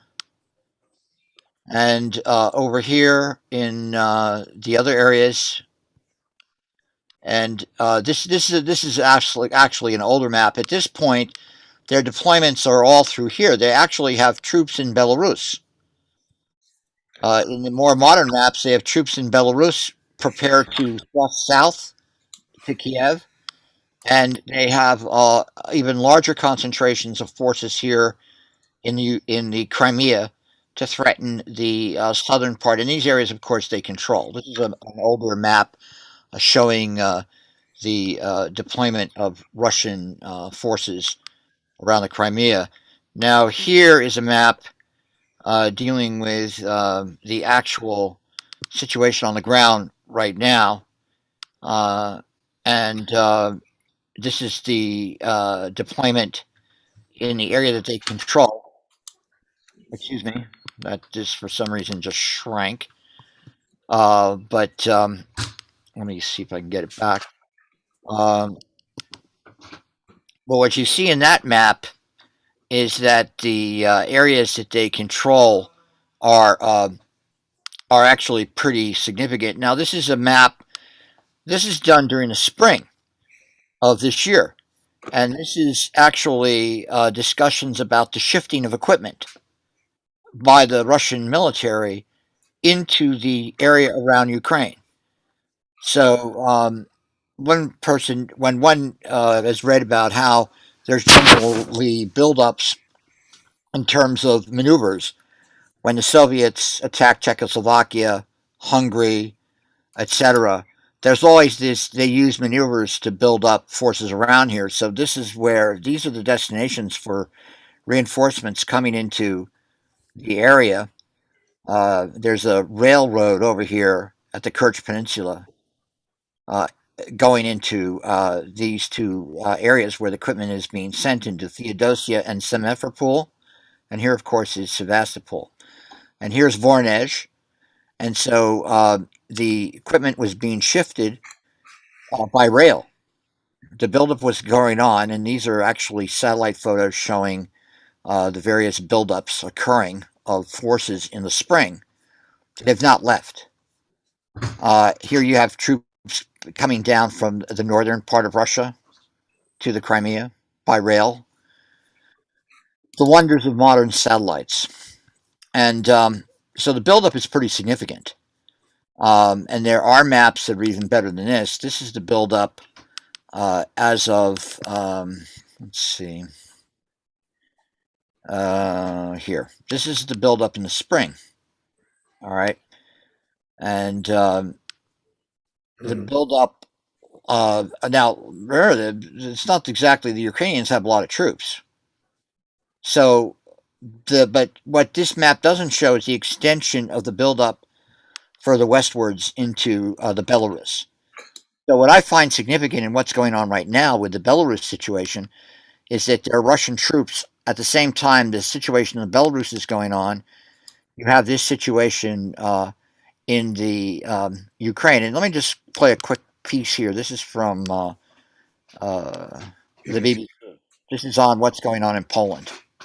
Here, ahead of a meeting of NATO foreign ministers there. They are there to discuss the build-up of Russian forces on the border with Ukraine. Latvia wants a permanent US military presence to deter Russia from... Try to send the audio. It's squeaky. ...migrant crisis on Poland's border with... Sounds fine to me, Ken. The Polish Prime Minister has called on NATO for more help in the region. He's been speaking to our Europe editor, Katja Adler. We are now confronted with a series of different risks and different crises around us. And we have to wake up from this geopolitical nap. We should collectively work towards different options, how to de-escalate this, how to deal with those risks, and what to do to actually diminish the power of Mr. Lukashenko, Mr. Putin, President Putin, to destabilize this part of the world, Europe in particular. Do you blame Vladimir Putin personally for trying to destabilize the European situation? Well, of course, the immediate perpetrator is Mr. Lukashenko and the Minsk regime, but he has his sponsor, he has his principal, and his principal is in Kremlin. There is a threat on Ukraine, military build-up around Ukraine, pressure through all the energy-related channels, in particular gas prices and oil. And then Russia is very good at propaganda. They are trying to put enormous pressure on the European Union to disintegrate, to disunite all of us. There is talk at the moment of possible Polexit, of Poland choosing to leave the EU because of this big clash, ideological clash with Brussels. Is that exaggerated or possible? It's completely exaggerated. Poland is member of the European Union. Poland will stay as member of the European Union, and I believe that we are the voice of common sense. Who is the master of destiny of the European Union? These are the member states. They are the masters of the treaty on the European Union. If you look at the neighbourhood, massive tensions with Moscow, massive tensions with Minsk as well, with Belarus, and huge tensions with Brussels. Where is Poland's home?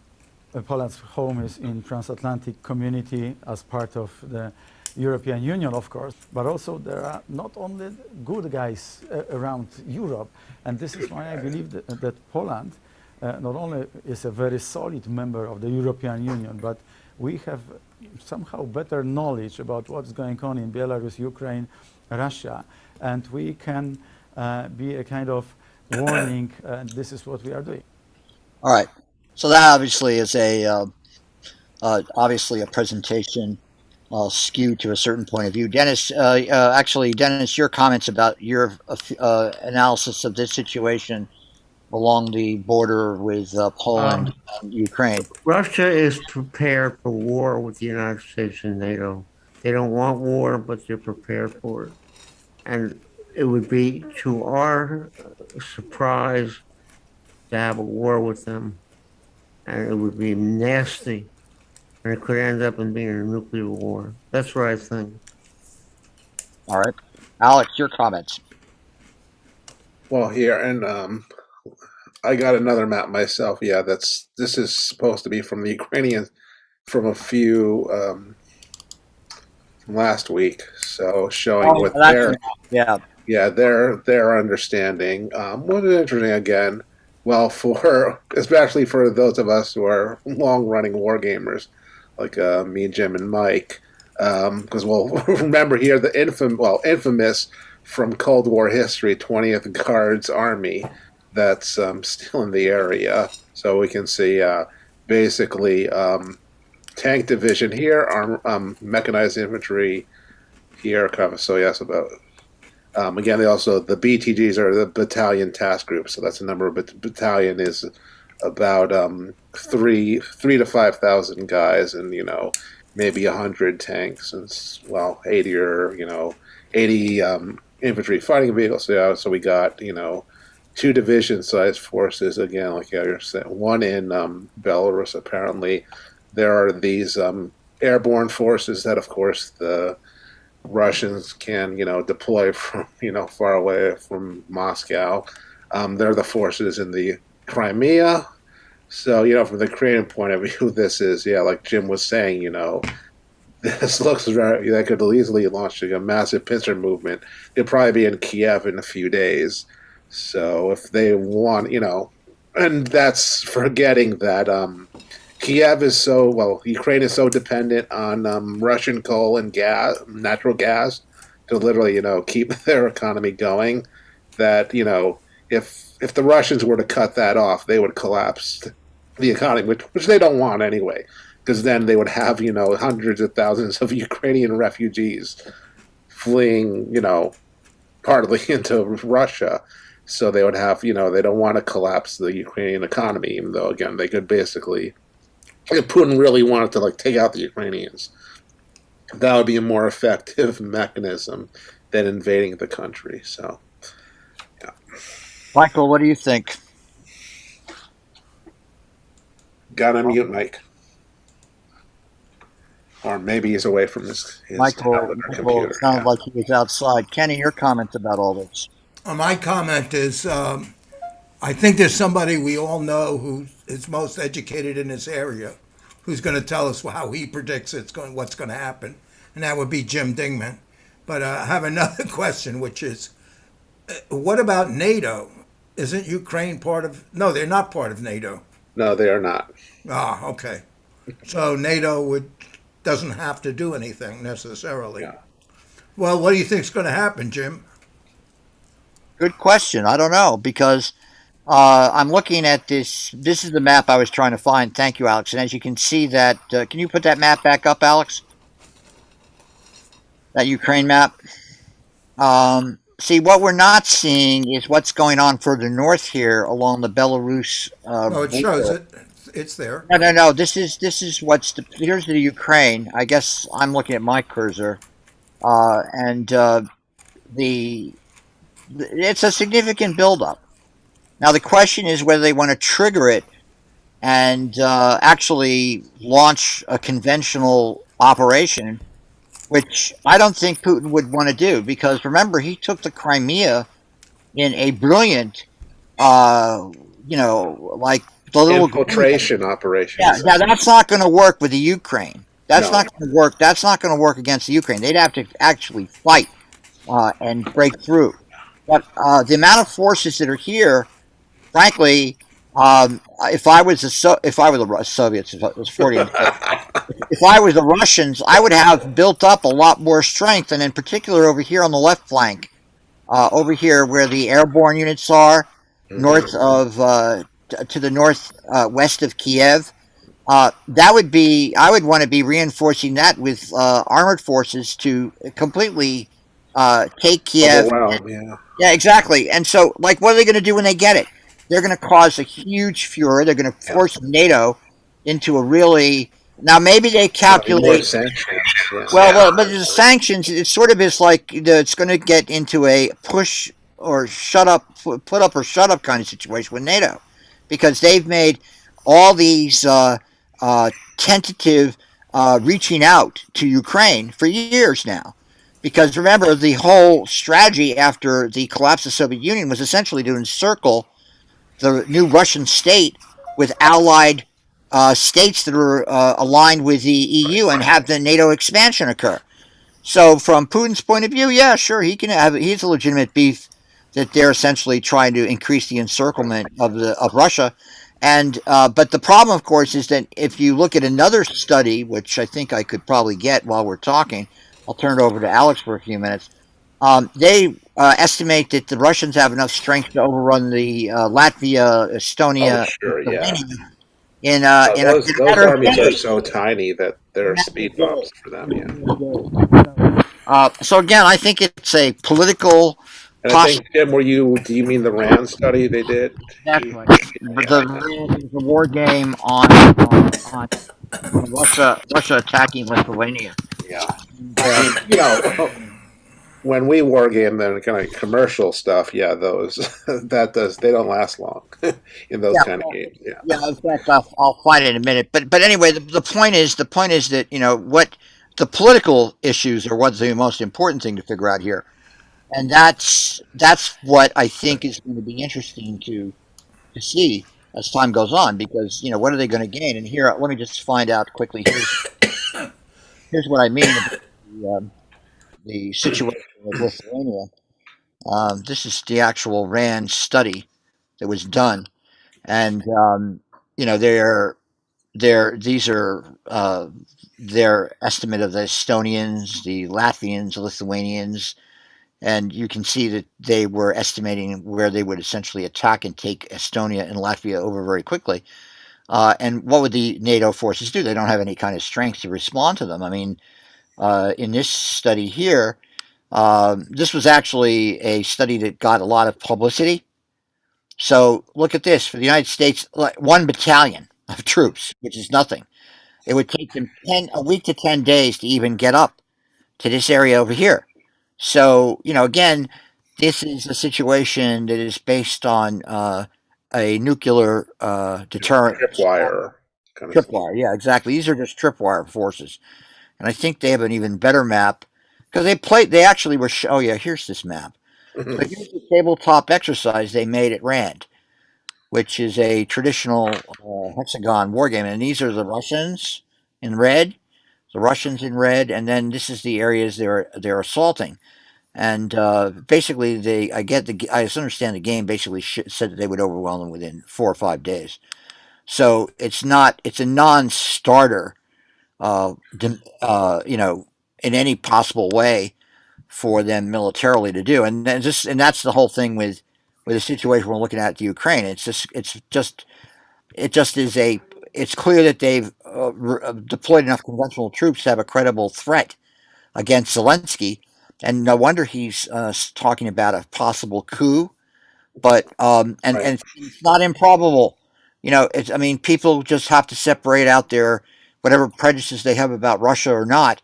It's something that is, like the phrase that violence is American as apple pie. Well, Russia doing something like this is a very typical tactic, whether it was either under the Tsar or Soviet communism. They will do things like this, and so yeah, I don't know what to say. It's a troubling diplomatic problem, and let's hope it stays peaceful. Mike, did you want to comment about this? Well, actually, I have a question. Does anybody? I mean, what will? I mean, if Putin goes further ahead with this, what would NATO do? Good question. Yeah, I mean personally, I don't think they'll do anything. I mean, I don't think we'll go to war. I mean, I think Biden is not inclined to, go to start World War III over. Yeah, over. No, but the idea is, but they have to do something. Oh yeah, it would be the reaction after. Well, I mean, Blinken's over there right now. Blinken is actually over there right now. There's one thing you haven't brought up. Is there any opposition in Russia to this party line? Is there anything there, or is it all just Putin? No, this. There is no opposition, huh? Not in that sense. No, this feeds into their nationalism, just like their hardliners. So, but do they have? I mean, initially they would be, patriotic, like what happened at the beginning of World War One.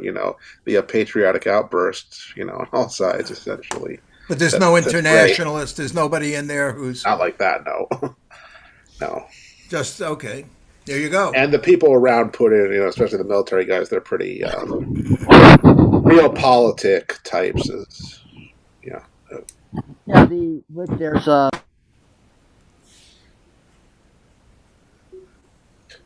Jim, you're muted. Yeah. There was a guy in the United States here for 6 years who was the Swedish military specialist on the Russian army, and he used to study all this stuff. And he was basically the guy who studied the Russian military in its modern transformations. And they have indeed been improving themselves since the invasion of Iraq. They've been reorganizing. They've been how to fight better, and so they're not to be underestimated. And tensions are that. The question is, does Putin I can't see Putin miscalculating with a sudden invasion of Ukraine. I think that he's not that he's a very shrewd operator, right? And I just cannot see him wanting to put the situation into context where an American president would have to sit there, and it's too much of a risk. I know. I just realized what the play would be here. He creates a false flag operation where the Ukraine attacks Russia and gives him a justification to react. And he only did this because the Ukraine's executed some Russian diplomats or something. That's the excuse he used to do what he did when he took over the Crimea. Right. He had that kind of justification to go in there when they had the direct invasion of the Russian army to essentially take over by a quiet force. They just invaded the Crimea and the Donbass area, and they retook it. But they view it as part of Russia. So the nationalists in Russia would obviously be in favor of such a move, and there might be, of course, be more extreme. Oh, yeah, there's criticism of Putin. You can read about, that he's not done enough to fight the evil West. Yeah, exactly. And remember, you're having these when NATO sends in naval forces into the Black Sea, the Russians freak out. There's all these incidents of, they'll do the same thing that the Chinese do against American forces in the South China Sea. They just go American forces in Taiwan. Or Russian forces in Cuba. It's a motivation for intervention. Well, yeah, no, they basically have been very strident over the fact they don't want any kind of NATO naval presence in the Black Sea, precisely because it would, be a demonstration of political support to the Ukraine in particular. So it's a very dicey situation, and what's interesting about this and more complicated is what's going on further north with the whole border thing with Belarus and Lukashenko essentially working with Vladimir Putin to embarrass I mean, I'm excuse my French, but basically the way they probably are saying is I mean, I was going to use I will refrain from using the word I was going to use, but they would essentially want the EU and NATO to be revealed as a paper tiger. Yeah. And that's what they're trying to do. Because okay, we can or do that they're forced to shoot, some of the people crossing the border, and that's a black mark. Yeah. Well, see, the Poles, of course, they have a right-wing government in power. They have a xenophobic right-wing government in power that openly, in some cases, identifies with revanchist, conservative, Polish tendencies politically. And so it's a very, and so it pushes the NATO and the EU into an awkward position of having to defend that kind of government, which they all internally do not like. That government in power in Poland is not liked by, let's say, France or England or the Italian, and then all these the French elections, the Italian elections, the German elections, they all have active right-wing movements that align themselves or look on themselves as allies to the Polish government or let's say the Hungarian conservative government. They view them as comrades. That's why Steve Bannon running around Europe was so freaked so many people out, because he was essentially trying to stitch all these far right movements together as a common term. And not just Europe. He's been down in Latin America. He's been like supporting Bolsonaro and talking about, well, maybe Bolsonaro needs to essentially stage a coup to keep the Workers' Party from winning. He's sort of like international fascists of the world unite. That's his whole approach. And so, and then the Chinese, of course, thankfully there's a de-escalation going on between the United States and China. I mean, one of the things that was important was when Xi Jinping and Biden had that phone conversation about global warming, because I think that the Chinese probably feel they took a political embarrassment hit over the coal issue, because the West was making a big deal about that. And at the same time, rightfully, Biden could be. The United States is still, there's many policies we haven't changed. I mean, so you have coming out of that whole big climate change conference, a situation where they have to calculate international political opinion, because again, I don't think they want war. They want to get their way. I do not doubt that he would like to overthrow Zelensky, and if he could trigger a coup with people who are going to set up a government that is in favor or pro-Putin, that would be the optimal solution for Putin in this situation. To have something occur domestically inside the Ukraine that he could then take advantage of politically. But again, the Ukrainians seem to be mainly in the area where Zelensky is in control. These people are not ethnically the types of folks that they were basically intervening to fight and protect in the Donbass. Ethnically Russian. They were and you have the question of Ukrainian nationalism, the whole reason why the Russian Revolution declared itself. People forget that when they create the Comintern in the aftermath of the revolution, or the whole policy that everybody cites so much of, the defense of nationalities that Lenin issues in maybe Dennis can correct me. I think it's during it's 1918, 1919. It's in the aftermath of the World War I. That's done because of Ukrainian nationalism.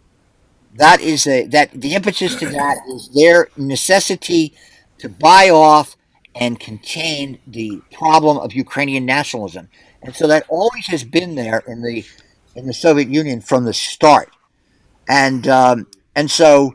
But we're just thinking out loud here. I cannot see that. I personally do not think that the Russians would want to launch a preemptive, sudden burst conventionally and test the West. I think that would be a mistake, because it would force Biden. Biden would be like Truman. He'd be forced into a real dilemma. Yeah, a real dilemma. Well, actually, if I could just interject one quick thing here. It sounds like, to sum it up, what we've got here is a game of chicken.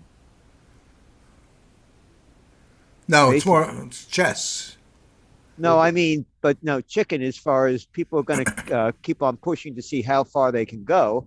Right. And, but without wanting to be the one that actually goes too far.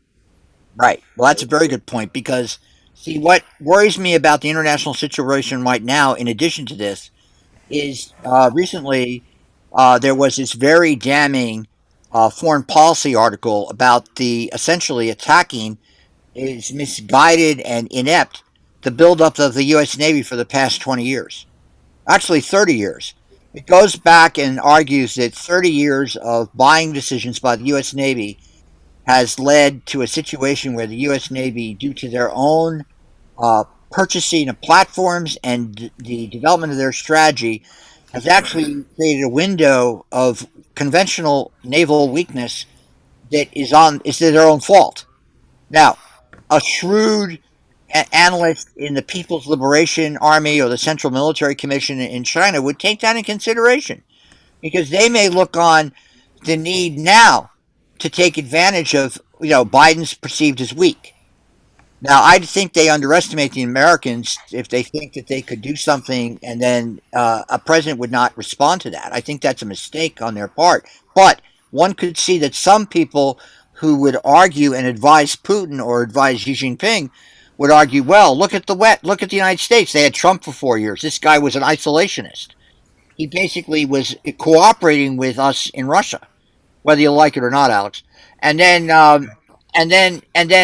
we lost this guy, and then we backed him in the elections in all sorts of ways. We could argue, obviously he was elected for major domestic reasons but the Russians helped him.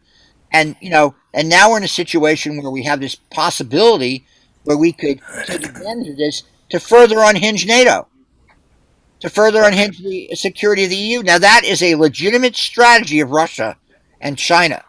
And particularly since the United States is encouraging the EU to get involved in taking on the multilateral burden of containing Chinese expansion, particularly of naval power. Right.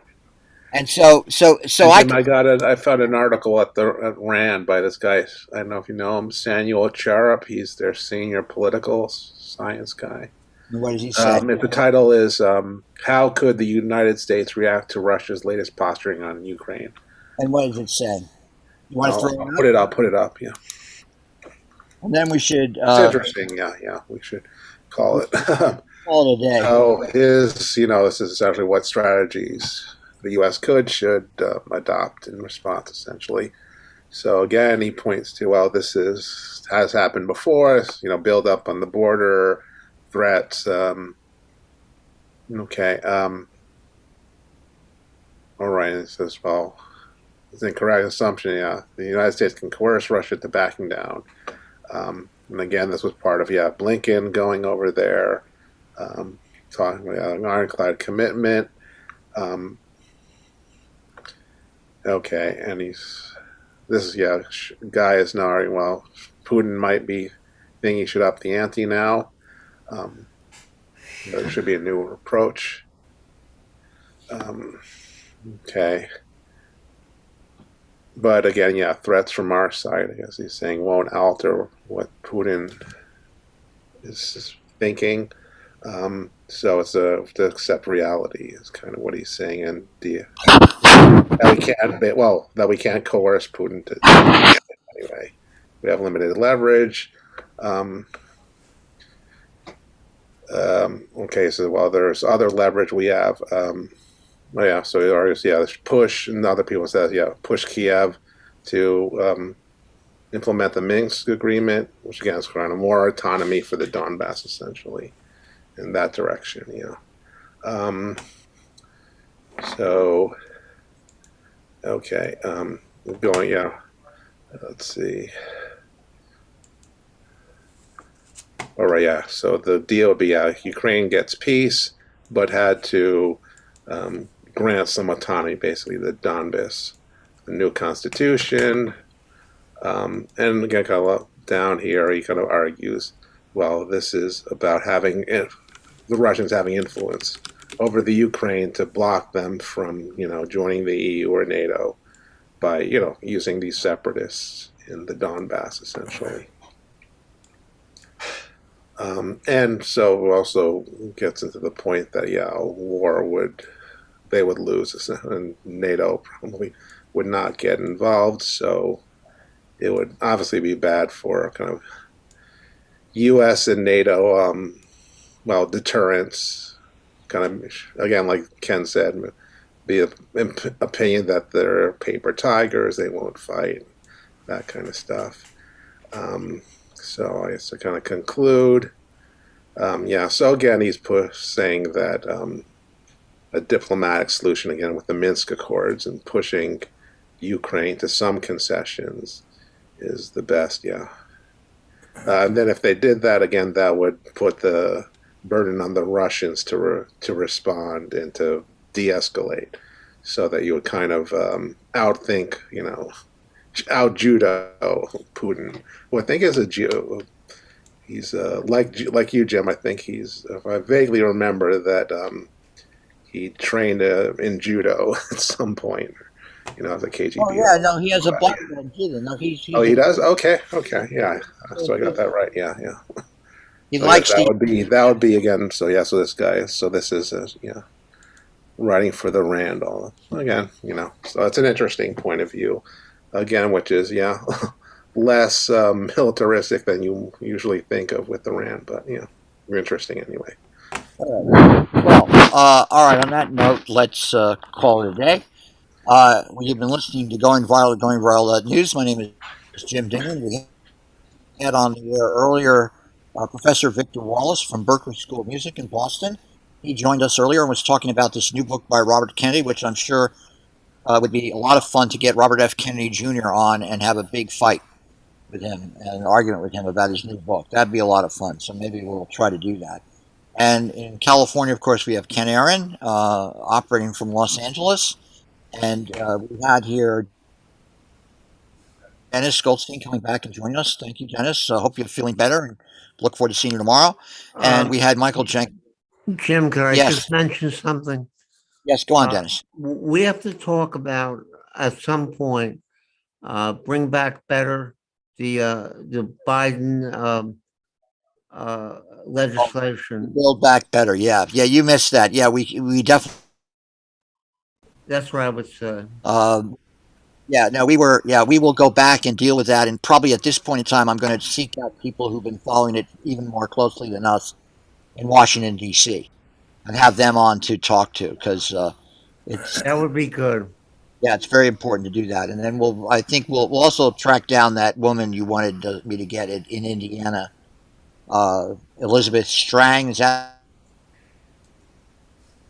the historian? Sprang, right? Is that the woman's name? Anyway, we'll get her back. Indiana University? That's right. We'll get her back. Rebecca's her first name. Rebecca. Okay, we'll get her back again. Yes, I would like that. Yeah, so it's time to get her back again.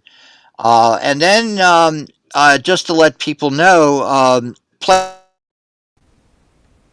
Benjamin has threatened to join us. And he wants to have Gerald Horne come on with us at the same time. And he wants us to debate with Gerald his new book that he did on slavery. So, okay, could you repeat that, Jim? Your mic went off. All right. Who are the people? Playthel Benjamin and Gerald Horne. Okay. Gerald Horne is not a unknown person to Pacifica Airways, but that would require preparation, and I will talk to Playthel. Playthel called me up. He wants to sit there. He's anxious to talk about the Rittenhouse Arbery cases, so maybe we'll go back, because of course these issues are going to reverberate. And tomorrow, I should add, there will be practically the media will be concentrating all day on this Mississippi argument in front of the Supreme Court on Roe v. Wade on abortion. So we're going to hear how that happens tomorrow. It's going to be I think it's they want to declare that after 15 weeks, if you cannot. The cutoff point for an abortion is 15 weeks, and if it's after that, you can't have an abortion. But we'll find out more about this. This will be dominating the airways tomorrow. So we had Dennis Goldstein on and Michael Jankowitz, and of course we had Alex Stavropoulos on. And good night. Okay, everybody. Now We're going to be going plain or out throat, so just be patient.